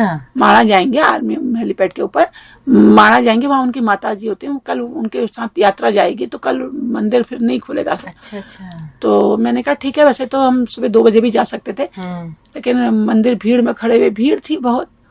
तो लोग वहां पर भी वीडियो बना रहे थे अंदर। मैंने कहा पता नहीं क्या है, लेकिन धक्का मुक्की बहुत थी, गजब। अंदर भी धक्का मुक्की बहुत थी, किसी से दर्शन करे अंदर बैठने नहीं देते। कहने आप 4-4.25 हजार का टिकट करेंगे तो आपको अंदर बैठने देंगे। अंदर वो भजन वजन चल रहे थे। मैंने कहा मेरा उद्देश्य दर्शन है। दर्शन के लिए भी पैसे लेते हैं क्या? दर्शन के लिए तो पैसे नहीं थे, प्रसाद दिया, वहीं पर आप प्रसाद लेके आप दक्षिणा डाल दो, जो भी आपकी इच्छा है, जो आप सोच के गए हैं। लेकिन अंदर के लिए आप पैसे, टिकट पर्ची कटानी थी, पर्चियां खत्म हो गई थी। अच्छा। तो मैंने कहा मेरा उद्देश्य दर्शन था, मुझे दर्शन हो गए सामने से, और बाकी क्या करना है। फिर मैंने अच्छे से दर्शन करे, फिर हम लौट आए। फिर हमने एक जगह खाना खाया, खाना कुछ अच्छा सा नहीं लगा मुझे, यहाँ मसाले वाला बाजार, व्यवसायीकरण हो गया कहते हैं पूरी हर जगह का, बाजारी बाजार व्यवसाय। दूध भी पानी ले, एक बार ड्राइवर कहने लगा मैडम दूध पीते हैं, केसर वाला दूध दिख रहा, और बिल्कुल पानी का ढंट पानी दूध, वो भी हल्दी डाल रखी, केसर के धागे भी नहीं थे वो, यानी किस चीज के धागे थे।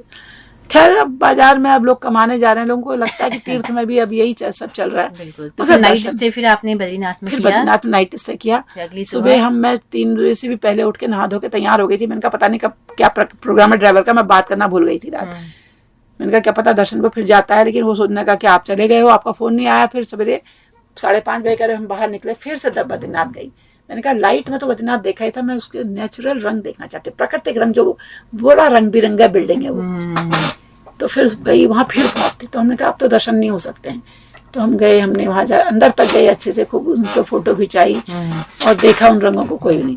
तो बहुत ही अच्छा सा मतलब मेरा अनुभव रहा ये। नीचे आई, चाय वाय पी, और उसके बाद फिर हम वहां से 7:30 बजे निकल गए गाड़ी में, और घूमते फिरते आराम से आए, और सीधे चलते चलते ठीक 7:30 बजे हल्द्वानी में मैंने अपने घर का दरवाजा खोला। क्या बात है, क्या बात तो है। ये यात्रा बड़ी रोचक रही, रोमांचक रही इस उम्र में, क्योंकि मुझे ट्रैकिंग का बहुत था, पहले से भी बहुत था। मैं 77 में अमरनाथ ट्रैकिंग की है मैंने, वैष्णो देवी अमरनाथ के, और ऐसे ही एनसीसी के 21 दिन के ऑल इंडिया कैंप किए मैं। तो मेरी बड़ी इच्छा रहती थी, मैं ट्रैकिंग बहुत इच्छा थी कि मैं किसी एडवेंचरस एक्टिविटीज में जाऊं, मैं कभी जा नहीं पाई।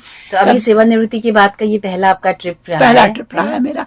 पहला ट्रिप तो मैं अभी साउथ गोवा गई, मगर ट्रैकिंग का मेरा पहला ट्रैकिंग का पहला है। तो अभी और मैम क्या प्लानिंग सोच रही, वहां जाके मेरा हेमकुंड साहिब जाने को मचल गया मन, लेकिन मैंने कहा मैं बहुत चल गई हूँ, तो इतना चलने के बाद में, क्योंकि हेमकुंड साहिब वहां से 19 किलोमीटर, 4 किलोमीटर गाड़ी पे 15 किलोमीटर खड़ी चढ़ाई है, सबसे ऊंचा गुरुद्वारा है।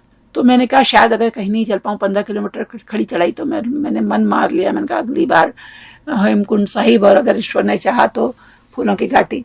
क्या बात है, सोच रही हूँ। क्या बात है। तो वहां से आके सबने मेरी हल्ला मचा दिया, हमें नहीं ले गए, हमें नहीं ले गए। मैंने कहा जब कहो तो चलते नहीं हो, और जब होके आ गए तो हल्ला मचा रहे हैं। बट जो भी था बहुत ही अच्छा रहा। यात्रा एक तरह से चस्का भी लगा देती है ना। हाँ। एक की अगली यात्रा की प्लानिंग बन जाती है। मेरा तो चस्का मेरे साथ यात्रा का रहता ही है। हाँ, हाँ, हाँ। मैं तो गाड़ी को कभी भी बुला देती हूँ और सब मेरे से मजाक उड़ाते हैं। मेरे घर में कहते हैं हमारा आयरन लेडी है, हमारी झांसी की रानी आ गई, कहते चिढ़ाते हैं मेरे क्या देवर लोग। बात है, बिल्कुल बिल्कुल। तो तो दोस्तों, ये बहुत ही रोचक यात्रा आपने सुनी और पूरा समझ में भी आया होगा रूट कहाँ क्या व्यवस्थाएं हैं, बहुत सारी चीजें आपने अब एनालिसिस करके ऑब्जर्व करके हम हमारे श्रोताओं तक पहुंचाई हैं। तो कैसा फील कर रही हैं अभी? एकदम लाइट फील होता है यात्रा से जब हम अरे आते हैं, मजा आ गया, अनुभवों का बहुत बढ़िया, भंडार, बहुत बढ़िया। इतने लोग सारे कहते हैं दृश्य आपने अपने कैद किए आंखों बहुत, में। लोग कहते हैं हाय थक गई हम तो, ऐसे बीमार पड़ गए। मैंने कहा आप आते, अगर आप लंबी यात्रा करके आए हैं और तुरंत आराम करने लग जाएं तो आप थकेंगे। आप आके अपने आंगन में थोड़ा टहलिए, है ना। उसके बाद मैं लगातार चल रही हूँ उन दिनों में, ऐसा नहीं कि मैं हर जगह ऑटो से या गाड़ी से जा रही हूँ, रिक्शे से जा रही हूँ। थोड़ा मैं चल रही हूँ तो मेरे पैरों में कोई दर्द नहीं है, कोई गांठ नहीं पड़ी, कहीं कुछ नहीं हुआ, कुछ भी नहीं, कोई जरूरत ही नहीं पड़ी मुझे गर्म पानी से अच्छा। सेकने की। बच्चों ने फोन किए कि गर्म पानी से सेक लेना, घर आके तो सेक लेना। कोई जरूरत हाँ नहीं हूँ पड़ी। कह दिया बस। क्या ठीक है। बात है, क्या बात है। जो जितना दवाइयों का पैकेट लगे थे वो ऐसे ही पड़ा हुआ है। तो आप जैसे बहुत सारे ट्रैकर और हों, और खासकर ये सोलो ट्रिप एक तरह से आपका रहा फिर, और महिलाओं में आजकल काफी चलन मैं है, सोलो ट्रिप बहुत करती हूँ। गर्ल्स में बहुत बन रहा है आजकल सोलो ट्रिप का, है ना, पिट्ठू पिट्ठू टांग के। तो लगेज कितना था आपके पास में? देखिए जब केदारनाथ गई तो एक पिट्ठू लेके गई थी, मेरा वहां रुकने का प्रोग्राम था, फिर मैं लौट गई क्योंकि मौसम खराब था। बाकी जगह मैंने कुछ नहीं, मैंने करा एक छोटी वाली जो पावर की पानी की बोतल होती है, क्योंकि पानी में कम पीती हूँ, एक थोड़े से आंवला कैंडी रखी थी जेब में और थोड़े से किशमिश रखे थे पॉकेट में ही, छोटा सा पर्स उसी में डाले थे, और एक उसमें मोबाइल रखा था क्योंकि फोटो तो खींच नहीं थी, और लाठी थी, बाकी कुछ नहीं लेके गई। तुंगनाथ तो मैं कुछ नहीं लेके गई। क्या बात है। वो लाठी वहाँ जमा कर दी है, उसको लेकर आए हैं? नीचे जमा करनी। तुंगनाथ में तो ये है कि आप जमा कर देते हैं, वो 20 रुपए 30 रुपए आपको वापस करते हैं 50 की लाठी का। केदारनाथ से लौटने में तो वो वहीं पर मांग लेते हैं, वो आग वाग वो जला देते हैं शायद। अच्छा। जला दे रहे थे वहां पर, मैं देख रही थी वो जला रहे थे लाठी। अच्छा, कुछ होगा उनका अपना। बिल्कुल। ज्यादा मैंने बात नहीं करी क्योंकि रात बहुत हो रही थी उस समय, फिर मैंने सीधे दे दी लाठी उनको।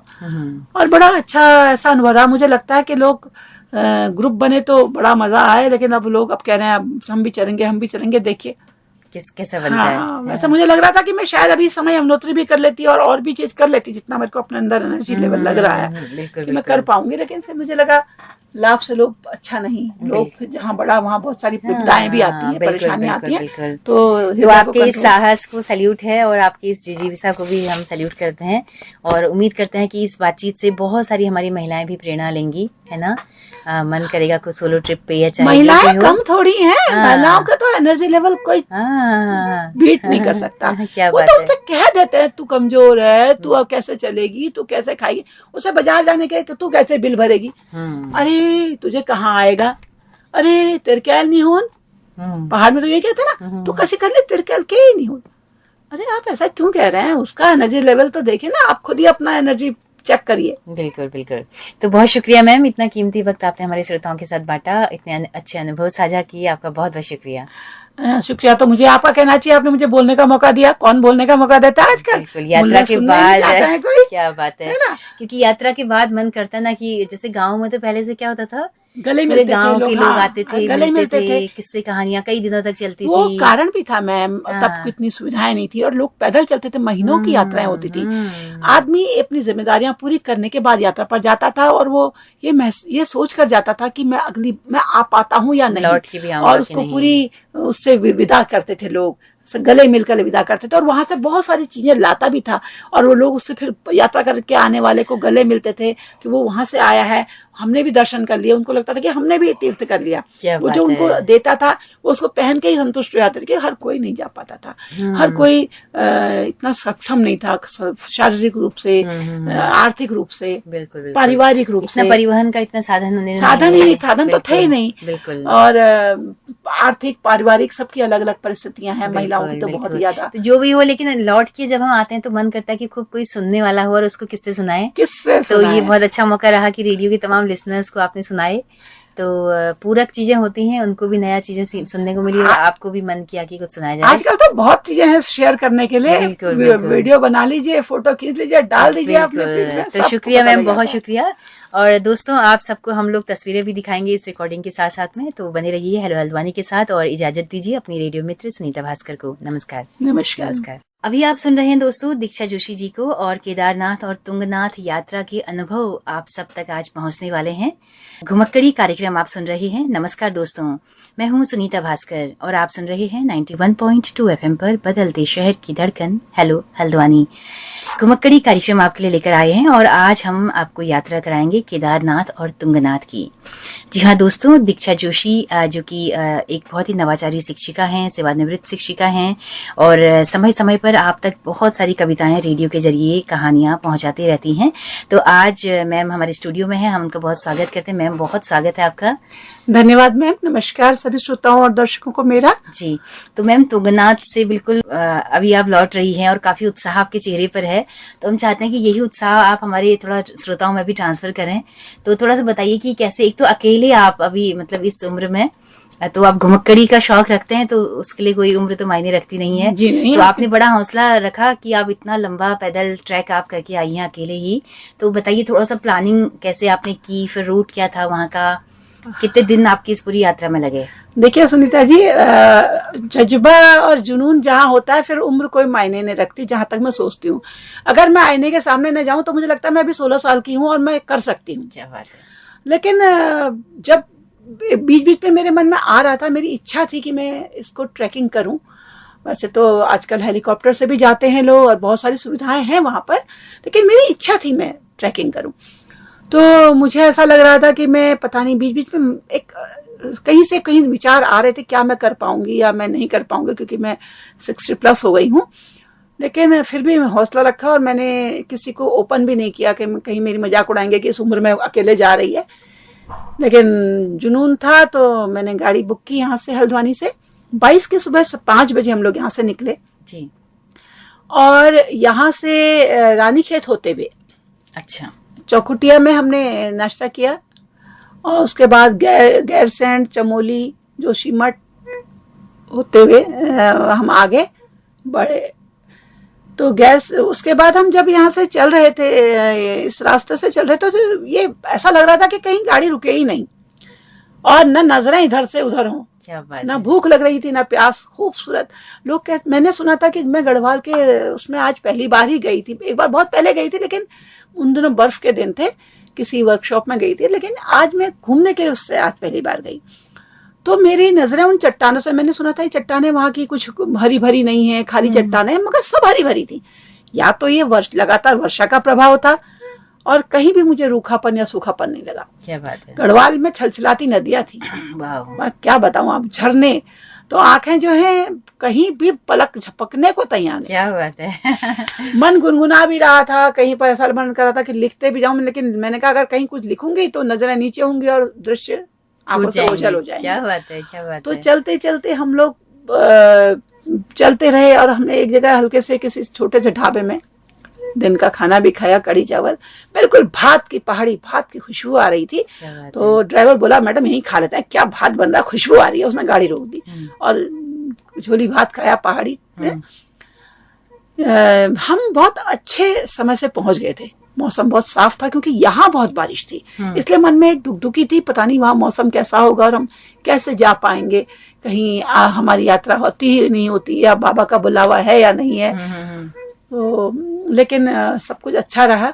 हम लोग जब तो शाम में कितने बजे आप पहुंचे? हम 4 बजे, हम मतलब अगर रास्ता सही होता तो हम 4 बजे पहुंच जाते, लेकिन उसके बाद जो है आगे से रास्ता थोड़ा उबड़ खाबड़ हो रहा था और इसलिए क्योंकि रास्ता तंग था और 2 गाड़ियां जहां पर पास हो रही थी, अगर कोई बड़ी गाड़ी आ जाए तो फिर थोड़ा टाइम लग रहा था। तो हम 4-5 बजे न पहुंच करके 7 बजे के करीब सीतापुर पहुंचे। हम इरादा था कि हम सीधे गौरीकुंड में गाड़ी पार्क करेंगे, लेकिन इस बार कुछ ऐसा हो गया है कि गौरीकुंड गाड़ी नहीं जाने दे रहे हैं। तो जब हम सोनप्रयाग पहुंचे तो वहां पर हमारी गाड़ी रोक दी गई। उन्होंने कहा आप यहीं पार्क करिए और आप गाड़ी अगर आगे जाना है तो वहां से एक यहाँ की लोकल गाड़ी लगी हुई है, उनमें 50 रुपये पर टिकट, व्यक्ति के टिकट के हिसाब से आप गौरीकुंड पहुंच जाएंगे। पार्किंग की बड़ी अच्छी व्यवस्था है यहाँ। अच्छा। 4 मंजिली 5 मंजिली पार्किंग सोनप्रयाग में है। उसके अलावा बहुत सारे स्थान पार्किंग को दिया है और सुलभ शौचालय की व्यवस्थाएं भी मतलब बहुत अच्छी हैं लोगों के लिए। मैं देखती जो पार्क बाहर से आ रहे हैं लोग तो वो उनके लिए वो टॉयलेट्स वगैरह की भी बहुत अच्छी व्यवस्था है। खैर हम सोनप्रयाग से थोड़ा पीछे गए और सीतापुर में 1 किलोमीटर पीछे सीतापुर की पार्किंग में हमने अपनी गाड़ी पार्क की और वहीं पर रूम क्योंकि इस समय ऑफ सीजन था, हजारों में यात्री थे, लाखों में नहीं थे, तो रूम्स आसानी से मिल जा रहे थे और मुझे बहुत सस्ता रूम मिल गया। इसलिए एक ने रूम कहा तो हमने हाँ कहा, और उसने इतना सस्ता 500 रुपये में रूम बोला उसने, 500, तो मैंने हाँ कह दिया। एक की थी मैं, ड्राइवर की तो लोग व्यवस्था करते हैं। तो ऊपर जाके मालिक ने कहा नहीं नहीं 1200 होते। मैंने कहा इसलिए 500, तूने 500 कहा? उसने कहा हाँ। उन्होंने कहा कोई बात नहीं, और 500 में उन्होंने मुझे कमरा दे दिया। थोड़ी देर में बाकी लोगों को तो 1500 का रेट था उनके कमरे का, बाकी को तो उन्होंने, और लोग आ गए। थोड़ी देर में अचानक सारा होटल भर गया उनका। तो वो जय अम्बे होटल था उनका, और ये कोई गुजराती महानुभाव थे जो 2021 में यहाँ आए थे, ये उनकी वाइफ। इन्होंने बहुत ही घरेलू सा माहौल बना रखा था। कमरों के आगे जो टेरेस था वहाँ इन्होंने अपने एक टेंट लगा रखा था, इसमें एक जना इसमें सोता था ये लोग, और एक इनका जो काम कर्मचारी था वो अपने गद्दे लगाकर सोता था। और एक किचन थी, किचन में साफ सुथरा बड़ा अच्छा खाना जैसे घर में खाता है, रोटी सब्जी दाल चावल जी। तो बड़ा ही अच्छा। मतलब रेस्तरां होटल जो है वो गुजराती चला रहे थे। उनसे मेरी बातचीत हुई और पे बिल्कुल गढ़वाली बोल रहे थे। वो 2021 में आए हैं कह रहे थे मैं यहाँ। मैंने पहाड़ी समझा। वो तो बाद में उनकी वाइफ से बात हुई तो पता लगा वो गुजरात के हैं, अहमदाबाद के। और फिर मुझे बड़ा उनसे मैंने काफ़ी बातचीत की। तो उस दिन तो हमने बड़ा आराम किया, और मुझे मतलब बिल्कुल ऐसा लगा ही नहीं कि मैं किसी अनजान जगह हूँ। बिल्कुल इतना अच्छा सा होटल मिला। वैसे वहाँ बड़े 4 मंजिले 5 मंजिले होटल हैं, शानदार। ताज होटल की भी ब्रांच है, और बड़े बड़े होटल हैं वे। मतलब इतने बड़े होटल जो हम मेट्रो सिटीज में देखते हैं, इतने बड़े बड़े होटल हैं। अच्छा। हाँ, ऐसी ही रौनक है, ऐसी तो ही वो चमक। सेफ जगह पर हैं, जैसे कि सब मलबा आने वाली जगह पर। सोनप्रयाग में तो देखिए वैसे तो कोई भी चीज कहीं भी हो सकती है, जो विधि ने निश्चित कर रखा है वो तो होगी। अब हम अतिक्रमण करेंगे तो वो अपना अतिक्रमण तो हटाएगी, सीधी जब हम सरकार हटा रही है तो वो तो हटाएगी, वो तो प्रकृति है। लेकिन मतलब व्यवस्थाएं थी, मुझे ऐसा नहीं लगा। और अब हर चीज घर की तरह तो आपको कहीं मिलेगी नहीं, तो हर चीज तो घर की तरह मिलेगी नहीं आपको। और इस तरह से हमने वहाँ रात बिताई। उन्हीं से बातचीत की तो पता लगा। हम तो ये सोच के आए थे कि हमने देखा था कि वो 16 किलोमीटर के करीब है। उन्होंने कहा नहीं वो मैडम अब 22 किलोमीटर हो गया, और क्योंकि जब रास्ता टूटा था आपदा के समय तो 6 किलोमीटर और बढ़ गया है बीच में, तो नया रास्ता, इसलिए वो 22 किलोमीटर एक साइड का हो गया है। जाने के लिए व्यवस्थाएं, घोड़े, डोली, बहुत सारी व्यवस्थाएं, पिट्ठू बास्केट है। और इनका किराया वहां से 5000 था। थोड़ा आगे जाओ तो वो थोड़ा कम होते जा रहा था। लेकिन क्योंकि मेरी इच्छा पदयात्रा करने की थी और मैं सोच के आई थी कि मैं ट्रैकिंग करूंगी, तो मैंने तो उनको, वो आ गए थे सभी घोड़े वाले, मैडम ट्रैकिंग पे जाना है, घोड़े पे जाना है या पिट्ठू करना है। हमने कहा नहीं हमने जाना है। अगले दिन हम सुबह 4 बजे से पहले वहां से नहा धो के निकल गए, और वहां से पैदल गए सोनप्रयाग। 1 किलोमीटर है, ज्यादा दूर नहीं है, 1-1.25 किलोमीटर के बाद वहां से उन्होंने कहा कि गाड़ी आपको आगे मिलेगी। वहां पर उन्होंने आपके रजिस्ट्रेशन वगैरह चेक किए, और फिर हम गौरीकुंड, वहां पर जीप लगी थी, उन जीप में बैठ करके 50 रुपये पर सवारी के हिसाब से हम गौरीकुंड पहुंच गए। तो वहां पर रेनकोट, लाठी मिल रही थी कि आप 50 रुपये में एक लाठी ले लो, रेनकोट ले लो 100 रुपये का, बिल्कुल बढ़िया ढीले डाले रेनकोट थे। खैर मैं तो अपना लेके गई थी। वहां से फिर जब हम गौरीकुंड पहुंचे तो गौरीकुंड स्टेशन से करीब 1 किलोमीटर करीब है वो रास्ता जहाँ मार्केट सी बनी हुई है। वहां पर हमने चाय पी और उसके बाद हमने पदयात्रा शुरू कर दी। तो धीरे धीरे चलते गए, लोग घोड़े में भी जा रहे थे, घोड़ों की टन टन टन टन, और हे हटोटना जी रास्ता दो, ऐसी आवाजें बड़ी आ रही थी। डोली वोली तो लग ही नहीं रहा था कि मैं अकेले यात्रा कर रही हूँ, या कि मैं घर से अकेले आई हूँ, और मैं बूढ़ी हो गई हूँ, 60 साल की हो गई हूँ, सठिया गई हूँ। ऐसा कुछ अनुभव ही नहीं हो रहा था। लाठी देके टक टक टक चलते जा रहे थे। चढ़ाई बहुत कठिन भी नहीं थी, हल्की तिरछी, हल्का थोड़ा सामान्य, हल्का तिरछा हल्का सामान्य था। आगे जंगल चट्टी तक तो बड़ा अच्छा सा था, बहुत कठिन भी नहीं था, और ऐसा भी नहीं था कि आप थक रहे हैं। जहाँ थक रहे हैं वहाँ लंबी सांस ले रही थी। क्योंकि एक बार मैंने बहुत पहले अमरनाथ ट्रैकिंग की थी 77 में, तो हमारे सर ने बताया था कि जब आप चलते हैं तो बहुत ज्यादा पानी न पिएं, कुछ कदम चलने के बाद लंबी सांसें लें, और जब बहुत चलने में दिक्कत हो रही तो झुक करके कमर पे हाथ ऐसे रखें तो आप बड़े आसान। तो मैंने वो ट्रिक इस्तेमाल की। अच्छा। और लोगों को भी बताती गई जो लोग थक रहे थे। मैंने कहा बैठने से ज्यादा थकान होती है, तो खड़े होकर लंबी सांसें लीजिए। आपके पैर थकने लगते हैं, जैसे कपकपाने लगते हैं, आप खड़े हो जाइए, लंबी सांसें लीजिए, खूब लंबी सांसें लीजिए मुंह बंद करके, आपके पैर बिल्कुल नॉर्मल रहेंगे, फिर आप चलिए उतनी एनर्जी से। मतलब पूरा गाइडेंस का काम भी आप कर रही थी। हाँ, मैं लोगों के साथ भी इस तरह की बातचीत कर रही थी, और लोगों को लगता बाप रे सफेद बाल वाली बूढ़ी है, और वो घोड़े वाले, वो दादी नहीं चल पाएगी, वो काकी थक गई है, अम्मा तो थक जाएगी। लगे थे पीछे पीछे मेरे कि चलो चलो कर लो। मैंने उनसे कहा बेटा तुमको हमको सवारी नहीं मिलेगी। मैंने कहा मिलेगी तुम्हारे हिस्से की, तुमको तुम्हारी किस्मत का कोई नहीं ले जाएगा, मुझे चलने दो। इस तरह करीब करीब हम काफी चल गए। जब 10 किलोमीटर बच गया और क्या व्यू था, जहां से हिमालय दिखना शुरू हुआ, थोड़ा दिखा, फिर थोड़ा दिखा, फिर थोड़ा दिखा। नीचे से बह रही है मंदाकिनी, सर छला छला छला आवाज आ रही है उसकी, और कहीं कहीं पर झरने हैं, लोग फोटो खिंचा रहे हैं। मैंने भी भैया एक्सक्यूज मी एक फोटो मेरा भी खींच दो। अकेले आदमी का तो यही होता है, फोटो वोटो खिंचाए खूब। और रास्ते में केदारनाथ का रास्ता जो है इसमें सारी सुविधाएं हैं, वॉशरूम्स बने हुए हैं जगह जगह पर निगम द्वारा, और जगह जगह पर आपके खाने पीने के लिए व्यवस्थाएं भी हैं। नींबू पानी वगैरह की व्यवस्था है, चाय पीनी है, कॉफी पीनी है, कुछ खाना है, कुछ ढाबे टाइप भी हैं, मतलब छोटी छोटी व्यवस्थाएं हैं। आप जाते रहते हैं, ऐसा नहीं कि घोड़ा आप नीचे से कर ले जाए, बीच में भी घोड़े मिल रहे हैं, बीच में भी डोली मिल रही है, कुछ लौटती भी हैं, कुछ वापस आती भी मिल जा रही हैं। तो जब 10 किलोमीटर हम चल गए तो एक घोड़े वाला बिल्कुल रुआं सा हो गया, कह रहा दादी नहीं चलेगी तो फिर तुम ही ऐसा करेगी तो हम क्या खाएंगे, घोड़ा क्या खाएगा। फिर असल मेरे को भी, मुझे भी लगा, मैंने कहा काफी चल ली हूँ मैं, चलने की इच्छा तो मेरी लगभग हो ही गई है, तृप्ति तो थोड़ी आई।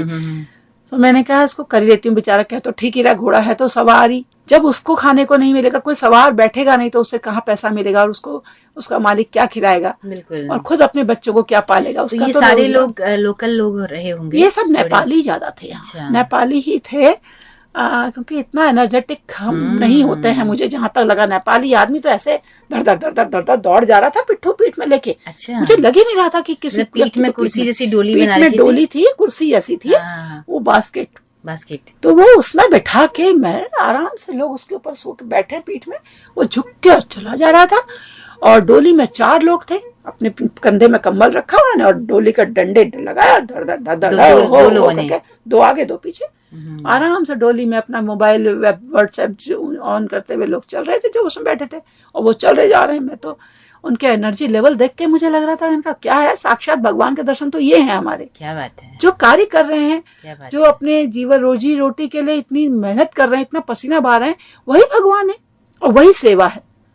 हमको लग रहा था ना कि कितना लूट रहे हैं लोग, कहते कितना लूट रहे हैं। एक बात बताइए, अपना खून का पसीना बना रहे हैं, किसी को ढोकर ले जा रहे हैं, क्या बात है? तो ये तो कोई अपराध नहीं हुआ मुझे लगता है। कुछ पॉजिटिव, अब नेगेटिव और पॉजिटिव तो सोच आपकी। अब कुछ कह रहे हैं मंदिर जा रहे हैं दर्शन करने, क्या पाप करना है कि लोगों की पीठ में जा रहे हैं, घोड़े में जा रहे हैं। तो एक बार सोचिए, अगर हम नहीं जाएंगे तो उनकी रोजी रोटी फिर क्या होगी? वो भी तो रोजी रोटी के लिए कोई और ऑप्शन नहीं है उनके पास। वहाँ ऐसा तो है नहीं ना, खेती कर लो आप, कोई ऑप्शन है ना, या कोई सभी दुकान खोल के बैठ जाएंगे तो खाएगा कौन? और उनके पास दुकान के लिए पीछे से पैसा भी तो होना चाहिए दुकान लगाने के लिए। जितना ऊपर जाएंगे उतना महंगा होगा, बिल्कुल भाई, आपको उतना ढुलान देना पड़ेगा, है ना, कुछ तो व्यवस्था करनी पड़ेगी। और हेलीकॉप्टर में वो जा नहीं सकता हर बार, इतना होता तो फिर वो क्यों करता ये काम? तो मुझे लगा कि ठीक कह रहा है ये, चलो मैं बैठ जाती हूँ। मन मार के बैठी कि मुझे लगा थोड़ा और चल लेती, मैं चल ही पा रही थी, मुझे अच्छा लग रहा था चलना। और दूसरा ये था कि दृश्यों को आंखों में भरना एक बहुत ही अच्छा अनुभव था। खैर 8 किलोमीटर इसमें चलने के बाद उसने रोक दिया, उसने कहा 2 किलोमीटर अब हम नहीं जा सकते, हमारा स्टेशन घोड़ा यही है। और बहुत ही खूबसूरत अनुभव था कि मैं केदार जी की उतरने के 4 कदम चली होंगी तो मंदिर का टॉप दिखाई दे गया। और फिर हेलीपैड, हेलीकॉप्टर, 5-5 मिनट में हेलीकॉप्टर आ रहे थे, गड़ गड़ कर। तो मैं वीडियो बनाती हुई, अब धुंध आने लगी थी, बादल छाने लगे थे, तो नीलकंठ जो पर्वत हिमालय थे दिखने बंद हो गए थे, जो नीचे से इतने खूबसूरत दिख रहे थे, इनके देखने के पास जाकर देखने की तमन्ना जो थी वो मन में ही रह गई। लेकिन हम 10:30 बजे करीब में वहां पहुंच गई। सुबह 10:30 4 बजे आप? हाँ, बहुत आराम से चली मैंने, कहीं दौड़ नहीं लगाई, बहुत टेक्निक से चली, तो मुझे थकान नहीं हुई। तो मुझे लगता है कि अगर हम ट्रैकिंग में कुछ चीजों का ख्याल रखें तो आराम से चढ़ सकते हैं, कोई कठिन काम नहीं है। और केदारनाथ की चढ़ाई लंबी है, खड़ी नहीं है, एकदम ये इसका प्लस है ना। तो वहां हम 10:30 बजे पहुंच गए तो देखा काफी लंबी लाइन थी। अब पंडों ने शुरू कर दिया, मैडम आप 2100 दीजिए, आपका अभिषेक कराएंगे, वो कराएंगे।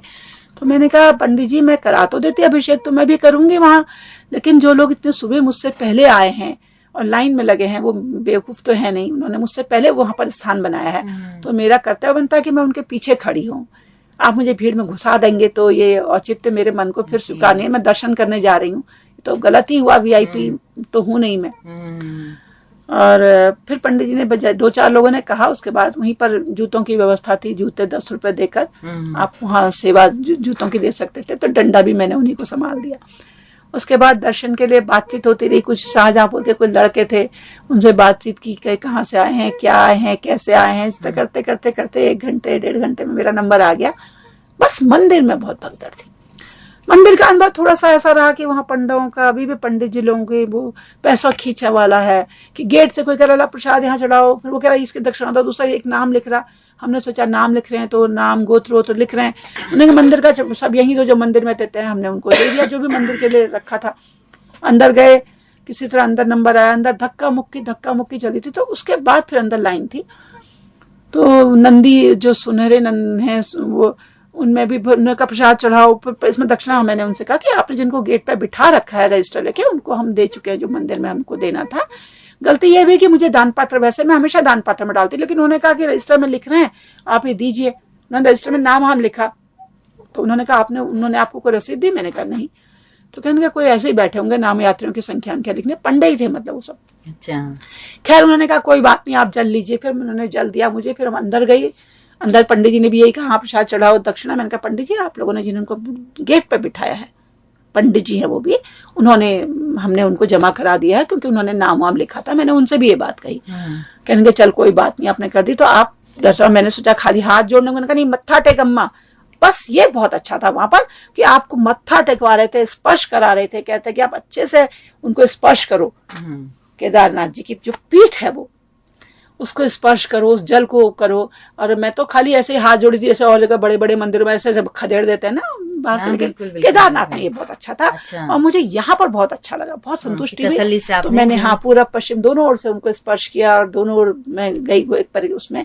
उसके बाद मैंने पंडित जी से पूछा कि अभिषेक का जल कहाँ से लूँ। उन्होंने मुझे बेलपत्र, मैंने कहा कुछ तो बेलपत्र दो, तो उन्होंने मुझे बेलपत्र वगैरह दिए। फिर मैं आ गई, मुझे बहुत अच्छा अनुभव लगा। उसके बाहर आई, बाहर आके भी लोग, बाबा लोग बड़े उसमें थे। ठीक है, उनका वो वही रोजी है, वो प्रचलन में आ गया है। कुछ चीजें तो हमारे में प्लस कहीं होता ही है, सकारात्मक नकारात्मक दोनों चीजें होती हैं। लेकिन संतुष्टि थी कि मेरी बड़ी इच्छा थी मैं केदारनाथ। वहाँ करीब 3-3.5 घंटा बिताया, आंगन बैठी रही, बहुत देर तक बैठी। एक आध लोगों से अपने फोटो खिंचवाए, इधर उधर देखा, बड़ा अच्छा सा लगा, भीमशिला वगैरह देखी। उसके बाद फिर मैंने सोचा कि अब मैं यहाँ रहने के बदले में अगर आज ही नीचे चल रही हूँ, क्योंकि मौसम खराब होने लगा था, तो अच्छा रहेगा मेरे लिए। और मैं उतरने लगी, लेकिन अचानक बारिश आ गई बहुत तेज। फिर हम एक ढाबे में बैठ गई, तो मैंने वहाँ मैगी खाई। वैसे मैं मैगी पसंद नहीं करती हूँ, लेकिन मुझे लगा कि ताजा यही है, और चीजें वैसे तो बासी नहीं होंगी वहाँ, क्योंकि आते जा रहे हैं यात्री, खाते जा रहे हैं। लेकिन फिर भी मन में मैंने कहा अकेली हूँ, कोई बात हो जाए, इससे बेहतर है मैं गरम गरम मैगी खा लूँ आज। मैं मैगी पसंद कम करती हूँ। उसके बाद मैं धीरे धीरे चले। अब घोड़े वालों ने, अम्मा पैदल जा रही है, अम्मा थक जाएगी। कोई कहे अम्मा कम पैसे में ले जाऊंगा, कोई पिट्ठू वाला, कभी डोली वाला। मैंने कहा चलो चलो। धीरे धीरे नीचे पहुंची तो अचानक मौसम साफ। अच्छा। मौसम साफ क्या हुआ, हिमालय दर्शन ऐसे खूबसूरत हुए। सूरज छिपने की उसमें है गोल्डन हिमालय, क्या बता, नीलकंठ खूबसूरत। खैर मैं धीरे धीरे चलती रही, क्योंकि बारिश थी, कीचड़ था, घोड़ों का रास्ता था, और मैंने ट्रैक शूज पहने थे। मेरा प्लस पॉइंट था, इसलिए मैं स्लिप कहीं नहीं हुई। फिर भी पैर जमा जमा कर चली। मैंने कहा कौन मुझे वहां अवार्ड मिलना है और कौन मैंने प्रतियोगिता जीतनी है। चलते चलते धीरे धीरे रास्ते में कुछ कुछ लोग मिलते रहे, क्योंकि लोग दौड़ दौड़ के भी जा रहे थे। लेकिन मैंने कहा मैं रिस्क नहीं लूंगी, अकेली हूँ। और आगे जाते कुछ दंपत्ति मिले, कुछ लोग मुझे गुजरात के बहुत लोग मिले, हरियाणा के मिले, साउथ के बहुत लोग आए थे, बंगाल से भी बहुत थे। तो लेकिन हमारे उत्तराखंड से भी थे, और एक हरियाणी फैमिली थी, उनके साथ में नीचे धीरे धीरे गई। सारा रास्ता जगमग लाइट थी, कोई दिक्कत नहीं थी, सोलर लाइट थी। और आगे जाकर कहीं पर पेड़ की छाया में रास्ते घोड़ों की खुरों से थोड़े खराब थे, तो वहां पर टॉर्च मैंने रखा था, छोटा टॉर्च, तेज लाइट वाला, वो बड़ा काम आया। तो 10:15 बजे करीब नीचे पहुंची, बातचीत करते, लोगों से बात बूत करते हुए थोड़ा आते रही। तो सोनप्रयाग में आप पहुंचे? सोनप्रयाग पहुंच गए, गौरीकुंड पहुंचे। वहां से फिर सोनप्रयाग पहुंचने के लिए फिर वही गाड़ी की। वहां व्यवस्थाएं अच्छी थी, पुलिस चाक चौबंद थी, आपको व्यवस्था गाड़ी में बिठाना, आप अकेले हैं रात के समय, ऐसा कुछ नहीं लग रहा था आपको। तो आगे बढ़ते बढ़ते हम वहां पहुंच गए सोनप्रयाग। सोनप्रयाग से फिर पैदल फिर वहां गए सीतापुर, जहाँ अब हम तो फोन नंबर ही नहीं था होटल वाले का, ध्यान ही नहीं रहा कि खाने का क्या करें। हमने हल्ला मचाया, हमने कहा भैया, वो लड़के को उठाया तो कहने के क्या, हमने कहा कहने के अब खाना कहाँ मिलेगा, हमने रास्ते में भी कुछ नहीं खाया। मैंने कहा कुछ बचा है तो देखो। मैंने कहा चावल और सब्जी बची, आलू टमाटर की। मैंने कहा गर्म करके वही दे दो, थोड़ा सा खाना है बस, एक गस्सा, ज़्यादा नहीं खाया। और फिर हम लोग आराम करने बैठ गए।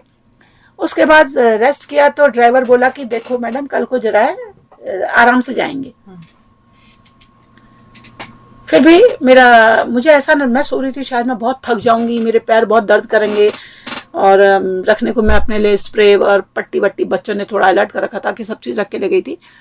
हल्का सा स्प्रे किया, मैंने कहा क्या पता कुछ असर हो जाएगा अगर दर्द होगा तो, और ऐसी कोई ज़रूरत नहीं पड़ी। उठी तो मुझे लगा मेरे पैर लड़खड़ा रहे हैं। मुझे लगा अरे भाई ये तो खतरनाक होता है, अब क्या करूं। तो मैंने कहा ड्राइवर से कि ऐसा करते हैं, चोपता चलते हैं। 10 बजे नाश्ता वास्ता करा। वो गुजराती परिवार बहुत अच्छा था, बहुत बढ़िया, इतने कम पैसे में, इतने रीजनेबल रेट में। लेकिन कहने का मैडम आप आई, आपके आते ही सारा होटल भर गया। और मतलब इसलिए उन्होंने 500 रुपये कमरा लगाया मुझे ऐसा मेरे साथ होता है कई बार। कई लोग कहते हैं कि आपकी बोनी बहुत अच्छी होती है, रिक्शे वाले भी लाइन लगा के खड़े रहते हैं। कई बार वो कहते हैं कि मैं ले आऊंगा, होता है, पता नहीं सच है या झूठ है, जो भी होगा फिलहाल उन्होंने ऐसा कहा। और उसके बाद उन्होंने हमें बताया कि जो तुंगनाथ भी बहुत अच्छा है, आप जाइए खड़ा, अगर आप चल सकते हैं मैम आप चल लेंगे, अगर आप ये यात्रा पैदल करके आई हैं तो आप चल लेंगी। उन्होंने कहा तो घर से क्या प्लान था? घर से तो ऐसा नहीं था कि मैंने सोचा मैं कहाँ तक चल पाऊंगी, मैं जहां तक चल पाऊंगी। अच्छा मैं बाद में तो मैं सोच रही मैं और चलूं, लेकिन फिर मैंने कहा नहीं ये उल्टा हो जाएगा, क्योंकि अगर मैं 4 धाम करती तो मुझे गंगोत्री यमुनोत्री से जाना पड़ता, ये उल्टा ठीक नहीं होता। अंतिम यात्रा बद्रीनाथ की होती ना। तो उसके बाद हम चोपता गए। चोपता ठंडी जगह, और चोपते में मैंने जो कौवे देखे ना, मैंने तो इतने कौवे कभी देखे ही नहीं एक साथ। मैंने सोचा कोई पक्षी वक्षी कोई जानवर मरा वरा तो नहीं है, पता लगा यहाँ कौवे बहुत होते हैं। अच्छा, क्या सुंदर चोपता, साफ सुथरा, हरा हरे बुग्यास थे। मैं क्या बताऊं आपको। और उनमें नीचे रास्तों में तो कुछ बुग्यास में सड़क से लगे हुए बुग्यास होते हैं, वहां तो टेंट, लाल हरे पीले नीले टेंट, उनमें कैंपिंग होती है। अब शायद अतिक्रमण का कुछ हो रहा है तो कैंप वाले बड़े डरे हुए थे कि हमारे टेंट टूटे, हम तो रात भर भी नहीं सो रहे हैं, कह रहे थे वो कि कब आकर फॉरेस्ट, क्योंकि ये रोजी रोटी भी लोगों की जुड़ी है, क्योंकि ये फॉरेस्ट रिजर्व एरिया है यहाँ बुग्यास में। मैं मुझे जब वहां पहुंची तो मैंने पहले कमरा ढूंढा, कुछ अच्छे कमरे नहीं मिल रहे थे, लेकिन जो तुंगनाथ का गेट बना हुआ था उसके पास एक होटल था। मैंने कहा ठीक है, मिल गया, मुझे पसंद आ गया। मैंने कहा 1200 में दे रहा, ठीक है रख लो कमरा। ले लिया कमरा, 3 बेड का था वो, तो ज्यादा लोगों का था। मैंने कहा इसी को ले लेती हूँ, कहाँ इधर उधर ढूंढती फिरूं, ठीक है। तो नीचे बैठे, उन्होंने कहा मैडम अभी आप जा तो सकती हैं, अभी 1 ही बजा है। लेकिन लोगों ने कहा मैडम आप नहीं जा पाओगी, उन्होंने शायद मेरे सफेद बाल देखे। और हम तो घोड़े में गए, हाय जो हालत खराबी, बिल्कुल खड़ा पहाड़ है, आप कैसे चलेंगी। मैंने कहा नहीं देखिए, मैं केदारनाथ तो इतना करके आई हूँ, मुझे लगता है मैं चल लूंगी। फिर एक बार मुझे, अगर मैं वैसे उस समय करती, मैं शाम को 7 बजे तक नीचे आ जाती, मुझे लग रहा था। लेकिन मैंने फिर सोचा नहीं कर पाऊंगी, में ही फिर नाइट स्टे किया। तो मैंने नीचे कह दिया कि भैया खाते समय रोटी सब्जी खाई। तो मैंने कहा देखो मुझे सवेरे जल्दी उठा देना, क्योंकि चोपता तुंगनाथ के लिए रास्ते में बिजली नहीं है। अच्छा, पूरा रास्ता अंधेरा है। तो क्योंकि ये रिजर्व फॉरेस्ट है और बुग्यास के उसकी सुरक्षा का बड़ा ध्यान रखते हैं, जगह जगह इन्होंने बोर्ड लगाए हुए कि आप बुग्यास में पैर रखते पाए गए तो आपको जुर्माना होगा। अच्छा, शॉर्टकट के चक्कर में बुग्यास में पैर न रखें। अच्छा। और यहाँ पर हिम्मती ऊपर तो तुंगनाथ के थोड़ा सा नीचे हिम्मती नंदन बहुगुणा महाविद्यालय ने एक रिसर्च सेंटर खोला है, शायद पाइन पर वर्क करें, पाइन ट्रीज पर। अच्छा। अब जो भी रिसर्च, अभी इस पर मेरी डिटेल मैंने ज्यादा बातचीत नहीं की और ना मैंने अभी इसके बारे में कुछ पढ़ा कुछ।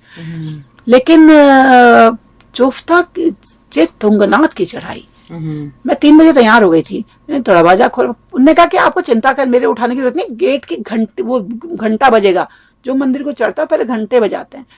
3:15 बजे मुझे घंटा सुनाई दिया। मैं उठी, मैंने नहाया धोया, तैयार हो गई, लेकिन दरवाजा खुला, बिल्कुल घना अंधेरा था।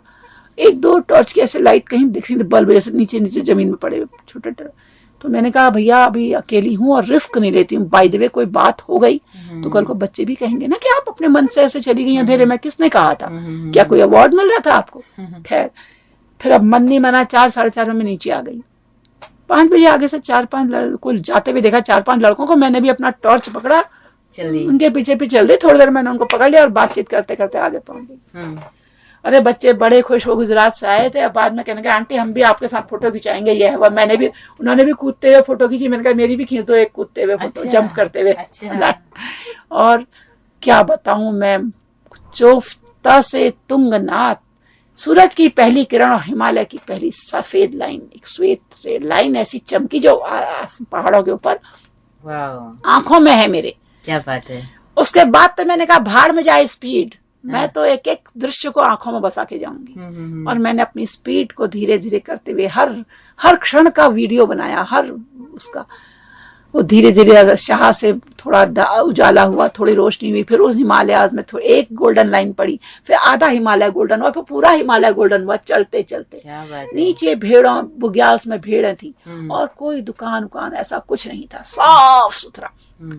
चोफ्ता में ये था कि आप पानी की बोतल जो लेंगे उसमें एक आपका तो वो लगी होगी, तो आपको वो 40 रुपए की बोतल है और आपको लौटने में बोतल दुकानदार को वापस करनी पड़ेगी, वो 10 रुपए आपको देगा। अच्छा, ये प्लास्टिक पॉल्यूशन, हाँ, ये बहुत ही बढ़िया लगा मुझे, इससे बहुत खुशी हुई मतलब। तो उसके बाद जब मैं वहां पहुंची ना, कहीं कोई इतना कतरा नहीं था जी, रास्ते में भी नहीं और उसमें नहीं। एक आध जगह मैंने शॉर्टकट मारे, मुझे लगा खड़ा पहाड़ है, शॉर्टकट थे जो खुट्टे खुट्टे पैर बने होते हैं ना, लोग वहां के लोकल जो चलते हैं, तो मैंने बुग्याल में पैर नहीं रखा कहीं, क्योंकि मैं वो पढ़ चुकी थी। उसके बाद मैं ऐसे धृष्टता नहीं करती, क्योंकि एक टीचर होने के नाते मुझे मन नहीं गवारा नहीं करता कि मैं गलत काम करूं। तो बस क्या आनंददायी क्षण था, सबसे अच्छा अनुभव मेरे इसी ट्रैक का था।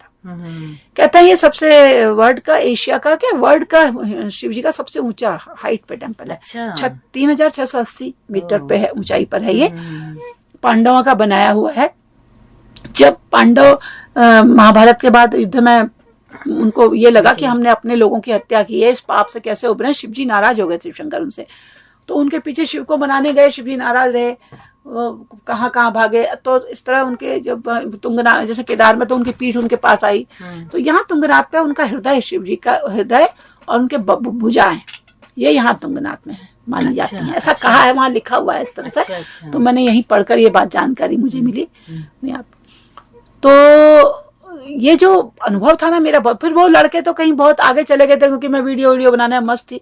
और धीरे धीरे प्रातःकालीन जो भ्रमण होता है ना, उसका तो आनंद यही था।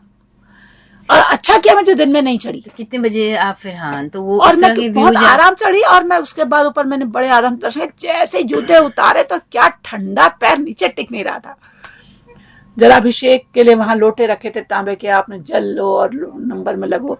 उसके बाद फिर मैंने किसी से अपनी फोटो भी खिंचवाई, अंदर अच्छे से दर्शन वर्शन हो रहे थे। वहां लाइन, यहाँ लाइन से था, यहाँ कोई ऐसी गड़बड़ नहीं थी, लाइन, हाँ, भगदड़ नहीं थी। और सब जगह लाइन से था, मंदिर में सब जगह भगदड़ थी, लेकिन बाहर सब जगह लाइन थी, लेकिन यहाँ मंदिर में भी भगदड़ नहीं थी, और ज्यादा भीड़ भी नहीं थी, कुछ 100 ही भीड़ लोग थे। उसके ऊपर चंद्रशिला भी थी, लेकिन लोगों से बात करने पता लगा चंद्रशिला जाना अभी कोई फायदा नहीं है, क्योंकि बादल लग गए, चंद्रशिला से केवल व्यू दिखता है, 1 किलोमीटर और था ऊपर। तो वो गोल्डन व्यू देखने के लिए जो लोग वहाँ नाइट स्टे करते हैं, तुंगनाथ में 1-2 हैं गेस्ट हाउस, ज्यादा नहीं है, ज्यादा भीड़ नहीं है वहाँ। कुछ एक ढाबे टाइप के जाके जहाँ से आप प्रसाद ले सकें, दुकानें, और जहाँ से आप चाय पानी कुछ हल्का फुल्का नाश्ता करें, 2-3 है ऐसी। तो लोग सुबह का मतलब सूर्योदय देखने के लिए वहां पर जाते होंगे। हाँ, तो मैंने कहा वो तो खूबसूरत क्षण मैंने देख लिया, अब तो बादल आ गए, अब तो कोई फायदा नहीं, इसलिए मैं सूरजी में चंद्रशिला भी जाऊंगी। लेकिन फिर मैं तुंगनाथ से वापस आ गई, और फिर मैंने दौड़ते हुए यात्रा की, रेस लगाई, और लोगों कहे हाय आंटी आप चल रही हैं, आप कितना रह गया? मैं कहूँ बस इतना ही रह गया। आप हमारी एनर्जी को डबल कर दे रही हैं। क्या बात है। और इस तरह तो वो पूरा डाउन रहा होगा? तो बिल्कुल खड़ा था, तो खड़ा ही था नीचे। तो मैंने 1-2 बार सोचा कि मैं गिर ना जाऊं, लेकिन मैंने कहा नहीं, लाठी है साथ में, गिरूंगी नहीं भगवान की दया से। और बुग्याल्स में फोटो खिंचाई, कुछ बहास, उनमें पैर नहीं रखा, लेकिन इस तरह बैठी लग रहा था मैं बुग्याल्स में ही हूँ, बिल्कुल किनारे बैठी। तो किसी से फोटो खिंचवा ली, 2-4 फोटो अपनी। तो बुग्याल में फोटो खिंचाना भी अलाउ नहीं था? ऐसा ना, वैसे लोग जा रहे थे, लेकिन जब उन्होंने लिखा है कि आप इनमें पैर न रखें, क्योंकि इनकी पूरी उन्होंने कुछ कर रखा था काम, जो रिसर्च चल रही है बुग्याल्स पर कुछ काम हो रहा होगा। अब मैं पूरी डिटेल तो नहीं जानती थी, उन्होंने कहा था कि अब इनकी सब पूरा कटिंग वटिंग कुछ करा गया था। जो भी उन्होंने किया था, तो उन्होंने लिखा था कि आप शॉर्टकट मारते समय इनमें पैर न रखें, पकड़े जाने पर जुर्माना होगा 500 रुपए पर व्यक्ति हर बार में। तो गलत काम क्यों करना है? फिर मैं नीचे उधर, तो कई लोग बड़े कपल्स जा रहे थे नीचे वाले बुग्याल्स में, पोज बना रहे थे। वो एक बार मेरे को लगा, मैंने कहा नहीं गलत नहीं करना चाहिए, जब मना है। तो तुंगनाथ से नीचे में 10 बजे उतर गई थी, इतने आराम से जाने के बाद। अगर मैं इतने आराम से नहीं जाती, मतलब 5 घंटे में उतर गई थी नीचे में, चढ़ के उतर गई थी। अच्छा, हाँ, नहीं तो मैं शायद 3 घंटे में उतर जाती। मैंने तो जाते समय ही बहुत टाइम लगा, आते समय तो कोई टाइम ही नहीं लगाया, दौड़ लगा दी। एक जगह नींबू पानी पिया, एक लड़का नींबू पानी। कितना किलोमीटर लगभग रहा होगा?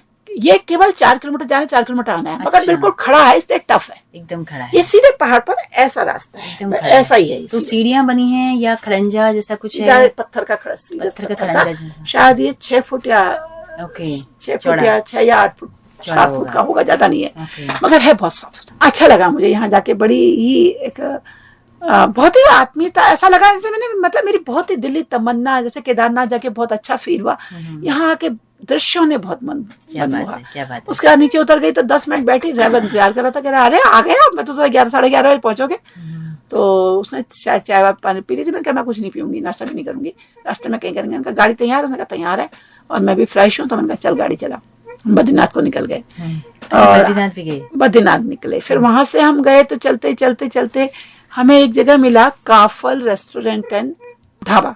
बहुत ही खूबसूरत था, और उसके आसपास कुछ नहीं था, जंगल के घने रास्ते हरियाली के बीच में। हमने कहा ये साफ सुथरा बढ़िया है, इसे हाँ कुछ खा लेते हैं, नाश्ता कर लेते हैं। इतना बढ़िया नाश्ता था, पराठे बनाए थे उसने मिक्स, चाय बनाई थी। कहता हम ज्यादा वो करते नहीं है, मैं इच्छा है मैं जोशीमठ का हूँ कह रहा था, तो मैंने यहाँ बनाया है, मैं यहाँ रहता हूँ। अच्छा, तो चलते चलते हम लोग उसे नाश्ता करने के बाद हम चलते रहे, और बहुत ही अच्छा रास्ता हमारा कटा। और जब हम जोशीमठ से चमोली तक हाईवे है, बद्रीनाथ जाने में क्या है, जोशीमठ से चमोली तक तो हाईवे है, लेकिन बीच बीच में कहीं पर थोड़ा खराब है, अच्छा रास्ता है, बस चमोली पहुंचने तक का थोड़ी वो है।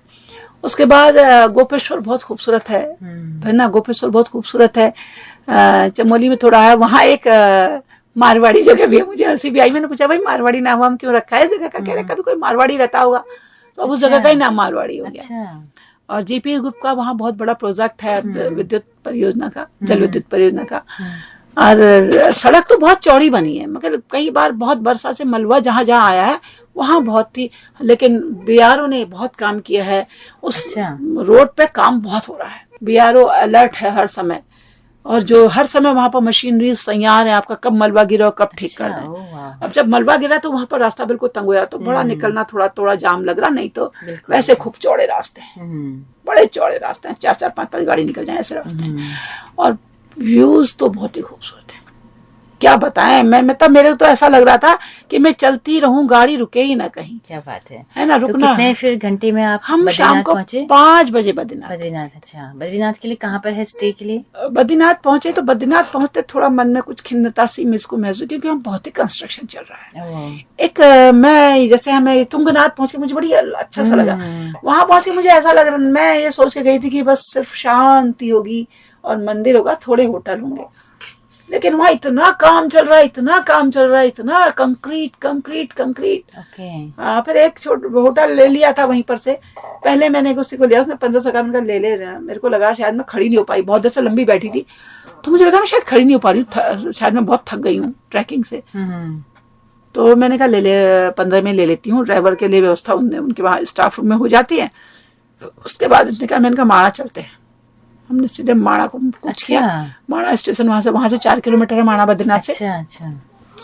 तो बद्रीनाथ में इतना काम हो रहा था कि ऐसा घूमने जैसा मुझे बद्रीनाथ में कुछ लगा नहीं, मंदिर बाद में गए। तो फिर उसके माणा गए, माणा में मार्केट है भोटियाओं की बहुत अच्छी, गर्म कपड़ों की, टोपी मोजे ले दूधी ले कई तरह की जड़ी बूटियां बेच रही थी, लेकिन मैं क्या लेती, यहाँ इतने गर्म कपड़े की जरूरत होती नहीं है, और जड़ी बूटियों का तो मुझे आइडिया भी नहीं है कि क्या लूं और किसको दूं, मैं खाती नहीं दवाइयाँ अभी तक, तो भगवान की दया से ऐसी कोई दवाई नहीं लेती हूँ। क्या बात है। तो वहां देखा, उसके बाद थोड़ा आगे गए तो एक गणेश गुफा थी, व्यास गुफा थी, उसके आगे भीम पुल था। सरस्वती के ऊपर जब पांडव लोग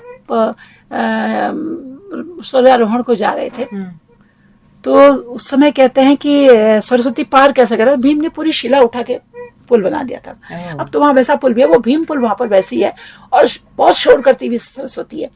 तो जब कहावत है कि जब महाभारत व्यास जी लिखा रहे थे गणेश जी को, तो सरस्वती के शोर से उनको डिस्टर्ब हो रहा था गणेश जी को, उन्हें गुस्सा आया बहुत, जन उनको श्राप देते सरस्वती को, तो यहाँ के बाद इतना शोर कर ही नहीं पाएगी, इतना ही रहेगा तेरा रास्ता। अच्छा। तभी गुप्त हो गई थी वो। तो सरस्वती वहीं मिलता है जल, और कहीं मिलता नहीं है कहते। मैं तो, मुझे पता नहीं था, मैं लेके नहीं आई, सही बताया, क्योंकि मैं तो दृश्यों में खो गई थी प्रकृति में इतना खो गई कि मैंने आसपास के दुकानें, मकान, शॉपिंग कुछ ध्यान ही नहीं दिया। फिर वहां पर भारत की प्रथम दुकान लिखा हुआ था, 3-4 दुकानों में। अच्छा। कुछ समय पहले यहाँ पर भारत का अंतिम गांव, भारत की अंतिम दुकान लिखा रहता था माणा के लिए, लेकिन किसी का अब हम जब भारत से जाएंगे तो शायद भारत का अंतिम गांव होगा, उसके बाद तो चाइना बॉर्डर है, लेकिन जो चीन से आएगा वो भारत का प्रथम गांव। ठीक है, अपना अपना सोच है। तो मुझे दोनों ही अच्छा लगा, प्रथम भी लिख सकते हैं, अंतिम भी लिख सकते हैं, पॉजिटिव, प्रथम में पॉजिटिविटी है। तो इसमें मुझे कुछ बुरा नहीं लगा, बड़ा अच्छा लगा। ऊपर स्वर्गारोहण द्वार था जहाँ से पांडव लोग फिर स्वर्गारोहण को गए थे। तो वहां से फिर हम लौट आए। उसके बाद आकर के थोड़ा इधर उधर देखा, चलते चलते आए। अब वहां पर भी डोटियालों ने इन्हें परेशान है, दीदी ये भी 3 मील चलना है, दादी थक जाएगी, चढ़ाई है। मैंने कहा चलने दे, थोड़ा पैर चलेंगे बेटा, मैं पैर जमे हुए तो, लेकिन मेरे पैर उतना चलने से बिल्कुल सही होगा। अच्छा। फिर मैंने कहा ऐसा करता ड्राइवर से कि नरेन, हमने कहा अभी बद्रीनाथ भी देख लेते हैं, अगर भीड़ ना हो दर्शन कर ले। कुछ लोग कहने बद्रीनाथ में, हमने कहा अच्छा देख तो लेते हैं दर्शन, चाहे कल करेंगे, कल भी कर लेंगे। तो हम कपड़े वपड़े बदल के तो गई, फिर कमरे में आई, जल्दी जल्दी कपड़े वपड़े बदले, हाथ मुंह धोया, फिर से दोबारा कपड़े बदले। मैंने कहा सफर के कपड़े हैं, वैसे तो मैं वॉशरूम वगैरह गई नहीं थी उनसे, लेकिन फिर भी मैंने कहा चली जाती हूँ। गई तो देखा कि वहां ज्यादा भीड़ नहीं थी, 100 एक ही थे। अच्छा। कुछ लोग बातचीत के, दुकानदार कहने लगा कि कल तो आपको दर्शन नहीं हो पाएंगे, कल 8:30 बजे से पहले बद्रीनाथ बंद हो जाएंगे, क्योंकि बद्री भगवान जी कल अपनी माता जी से मिलने वहां जाएंगे, माणा हेलीपैड के ऊपर। अच्छा। माणा जाएंगे, आर्मी हेलीपैड के ऊपर माणा जाएंगे, वहां उनकी माता जी होती हैं, कल उनके साथ यात्रा जाएगी, तो कल मंदिर फिर नहीं खुलेगा। अच्छा अच्छा। तो मैंने कहा ठीक है, वैसे तो हम सुबह 2 बजे भी जा सकते थे, लेकिन मंदिर भीड़ में खड़े हुए, भीड़ थी बहुत। तो लोग वहां पर भी वीडियो बना रहे थे अंदर। मैंने कहा पता नहीं क्या है, लेकिन धक्का मुक्की बहुत थी, गजब। अंदर भी धक्का मुक्की बहुत थी, किसी से दर्शन करे अंदर बैठने नहीं देते। कहने आप 4-4.25 हजार का टिकट करेंगे तो आपको अंदर बैठने देंगे। अंदर वो भजन वजन चल रहे थे। मैंने कहा मेरा उद्देश्य दर्शन है। दर्शन के लिए भी पैसे लेते हैं क्या? दर्शन के लिए तो पैसे नहीं थे, प्रसाद दिया, वहीं पर आप प्रसाद लेके आप दक्षिणा डाल दो, जो भी आपकी इच्छा है, जो आप सोच के गए हैं। लेकिन अंदर के लिए आप पैसे, टिकट पर्ची कटानी थी, पर्चियां खत्म हो गई थी। अच्छा। तो मैंने कहा मेरा उद्देश्य दर्शन था, मुझे दर्शन हो गए सामने से, और बाकी क्या करना है। फिर मैंने अच्छे से दर्शन करे, फिर हम लौट आए।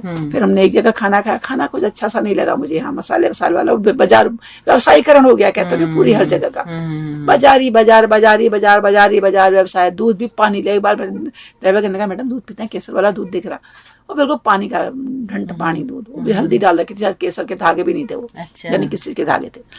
खैर अब बाजार में अब लोग कमाने जा रहे हैं, लोगों को लगता है कि तीर्थ में भी अब यही सब चल रहा है। तो फिर नाइट स्टे फिर आपने बद्रीनाथ में किया? बद्रीनाथ में नाइट स्टे किया। अगली सुबह मैं 3 बजे से भी पहले उठ के नहा धो के तैयार हो गई थी। मैंने कहा पता नहीं कब क्या प्रोग्राम है ड्राइवर का, मैं बात करना भूल गई थी रात। मैंने कहा क्या पता दर्शन को फिर जाता है, लेकिन वो सोचने का कि आप चले गए हो, आपका फोन नहीं आया। फिर सवेरे 5:30 बजे करीब हम बाहर निकले, फिर से बद्रीनाथ गई। मैंने कहा लाइट में तो बद्रीनाथ देखा ही था, मैं उसके नेचुरल रंग देखना चाहती हूँ, प्राकृतिक रंग, जो बड़ा रंग बिरंगा बिल्डिंग है वो। तो फिर गई, वहां भीड़ बहुत थी, तो हमने कहा अब तो दर्शन नहीं हो सकते हैं। तो हम गए, हमने वहां जा अंदर तक गए, अच्छे से खूब उनको फोटो खिंचाई और देखा उन रंगों को कोई नहीं। तो बहुत ही अच्छा सा मतलब मेरा अनुभव रहा ये। नीचे आई, चाय वाय पी, और उसके बाद फिर हम वहां से 7:30 बजे निकल गए गाड़ी में, और घूमते फिरते आराम से आए, और सीधे चलते चलते ठीक 7:30 बजे हल्द्वानी में मैंने अपने घर का दरवाजा खोला। क्या बात है, क्या बात तो है। ये यात्रा बड़ी रोचक रही, रोमांचक रही इस उम्र में, क्योंकि मुझे ट्रैकिंग का बहुत था, पहले से भी बहुत था। मैं 77 में अमरनाथ ट्रैकिंग की है मैंने, वैष्णो देवी अमरनाथ के, और ऐसे ही एनसीसी के 21 दिन के ऑल इंडिया कैंप किए मैं। तो मेरी बड़ी इच्छा रहती थी, मैं ट्रैकिंग बहुत इच्छा थी कि मैं किसी एडवेंचरस एक्टिविटीज में जाऊं, मैं कभी जा नहीं पाई। तो अभी सेवानिवृत्ति के बाद का ये पहला आपका ट्रिप रहा पहला ट्रिप रहा है मेरा। पहला ट्रिप तो मैं अभी साउथ गोवा गई, मगर ट्रैकिंग का मेरा पहला ट्रैकिंग का पहला है। तो अभी और मैम क्या प्लानिंग सोच रही, वहां जाके मेरा हेमकुंड साहिब जाने को मचल गया मन, लेकिन मैंने कहा मैं बहुत चल गई हूँ, तो इतना चलने के बाद में, क्योंकि हेमकुंड साहिब वहां से 19 किलोमीटर, 4 किलोमीटर गाड़ी पे 15 किलोमीटर खड़ी चढ़ाई है, सबसे ऊंचा गुरुद्वारा है। तो मैंने कहा शायद अगर कहीं नहीं चल पाऊँ 15 किलोमीटर खड़ी चढ़ाई, तो मैंने मन मार लिया। मैंने कहा अगली बार हेमकुंड साहिब, और अगर ईश्वर ने चाहा तो फूलों की घाटी। क्या बात है, सोच रही हूँ। क्या बात है। तो वहां से आके सबने मेरी हल्ला मचा दिया, हमें नहीं ले गए, हमें नहीं ले गए। मैंने कहा जब कहो तो चलते नहीं हो, और जब होके आ गए तो हल्ला मचा रहे हैं। बट जो भी था बहुत ही अच्छा रहा। यात्रा एक तरह से चस्का भी लगा देती है ना। हाँ। एक की अगली यात्रा की प्लानिंग बन जाती है। मेरा तो चस्का मेरे साथ यात्रा का रहता ही है। हाँ। मैं तो गाड़ी को कभी भी बुला देती हूँ, और सब मेरे से मजाक उड़ाते हैं। मेरे घर में कहते हैं हमारा आयरन लेडी है, हमारे झांसी की रानी आ गई, कहते चिढ़ाते हैं मेरे देवर लोग। बिल्कुल बिल्कुल। तो दोस्तों ये बहुत ही रोचक यात्रा आपने सुनी, और पूरा समझ में भी आया होगा रूट कहाँ क्या व्यवस्थाएं हैं, बहुत सारी चीजें आपने एनालिसिस करके, ऑब्जर्व करके हमारे श्रोताओं तक पहुंचाई हैं। तो कैसा फील कर रही हैं अभी? एकदम लाइट फील होता है यात्रा से जब हम अरे आते हैं, मजा आ गया, अनुभवों का बहुत भंडार, बढ़िया, बहुत बढ़िया। इतने लोग सारे कहते हैं दृश्य आपने अपने कैद किए आंखों में। लोग कहते हैं हाय थक गई हम तो, ऐसे बीमार पड़ गए। मैंने कहा आप आते, अगर आप लंबी यात्रा करके आए हैं और तुरंत आराम करने लग जाएं तो आप थकेंगे। आप आके अपने आंगन में थोड़ा टहलिए, है ना। उसके बाद मैं लगातार चल रही हूँ उन दिनों में, ऐसा नहीं कि मैं हर जगह ऑटो से या गाड़ी से जा रही हूँ, रिक्शे से जा रही हूँ। थोड़ा मैं चल रही हूँ तो मेरे पैरों में कोई दर्द नहीं है, कोई गांठ नहीं पड़ी, कहीं कुछ नहीं हुआ, कुछ भी नहीं, कोई जरूरत ही नहीं पड़ी मुझे गर्म पानी से सेकने की। बच्चों ने फोन किए कि गर्म पानी से सेक लेना, घर आके तो सेक लेना, कोई जरूरत नहीं पड़ी। हूँ कह दिया बस। क्या बात है, क्या बात है। जो जितना दवाइयों का पैकेट लगे थे वो ऐसे ही पड़ा हुआ है। तो आप जैसे बहुत सारे ट्रैकर और हों, और खासकर ये सोलो ट्रिप एक तरह से आपका रहा फिर, और महिलाओं में आजकल काफी चलन है, गर्ल्स में बहुत बन रहा है आजकल सोलो ट्रिप का, है ना, पिट्ठू पिट्ठू टांग के। तो लगेज कितना था आपके पास में? देखिए जब केदारनाथ गई तो एक पिट्ठू लेके गई थी, मेरा वहां रुकने का प्रोग्राम था, फिर मैं लौट गई क्योंकि मौसम खराब था। बाकी जगह मैंने कुछ नहीं, मैंने करा एक छोटी वाली जो पावर की पानी की बोतल होती है, क्योंकि पानी में कम पीती हूँ, एक थोड़े से आंवला कैंडी रखी थी जेब में और थोड़े से किशमिश रखे थे पॉकेट में ही, छोटा सा पर्स उसी में डाले थे, और एक उसमें मोबाइल रखा था क्योंकि फोटो तो खींचनी थी, और लाठी थी, बाकी कुछ नहीं लेके गई। तुंगनाथ तो मैं कुछ नहीं लेके गई। क्या बात है। वो लाठी वहाँ जमा कर दी है, उसको लेकर आए हैं? नीचे जमा करनी। तुंगनाथ में तो ये है कि आप जमा कर देते हैं, वो 20 रुपए 30 रुपए आपको वापस करते हैं 50 की लाठी का। केदारनाथ से लौटने में तो वो वहीं पर मांग लेते हैं, वो आग वाग वो जला देते हैं शायद। अच्छा। जला दे रहे थे वहां पर, मैं देख रही थी वो जला रहे थे लाठी। अच्छा, कुछ होगा उनका अपना। बिल्कुल। ज्यादा मैंने बात नहीं करी क्योंकि रात बहुत हो रही थी उस समय, फिर मैंने सीधे दे दी लाठी उनको। और बड़ा अच्छा ऐसा अनुभव रहा। मुझे लगता है कि लोग ग्रुप बने तो बड़ा मजा आए, लेकिन अब लोग अब कह रहे हैं हम भी चलेंगे, देखिए कैसा बनता है। वैसा मुझे लग रहा था कि मैं शायद अभी समय यमुनोत्तरी भी कर लेती और भी चीज कर लेती, जितना मेरे को अपने अंदर एनर्जी लेवल लग रहा है कि मैं कर पाऊंगी, लेकिन फिर मुझे लगा लाभ से लोग अच्छा नहीं, लोग फिर जहाँ बड़ा वहाँ बहुत सारी विपदाएं भी आती हैं, परेशानियां आती हैं। तो आपके इस साहस को सैल्यूट है, और आपकी इस जिजीविसा को भी हम सैल्यूट करते हैं, और उम्मीद करते हैं कि इस बातचीत से बहुत सारी हमारी महिलाएं भी प्रेरणा लेंगी, है ना। मन करेगा कोई सोलो ट्रिप पे, या चाहे महिलाएं कम थोड़ी हैं, महिलाओं का तो एनर्जी लेवल कोई बीट नहीं कर सकता। क्या वो तो उनसे कह देते हैं तू कमजोर है, तू अब कैसे चलेगी, तू कैसे खाएगी, उसे बाजार जाने के तू कैसे बिल भरेगी, अरे तुझे कहाँ आएगा, अरे तिरकेल नहीं हो। पहाड़ में तो ये कहते हैं ना, तू कैसे कर ले तिरकेल के ही नहीं हो।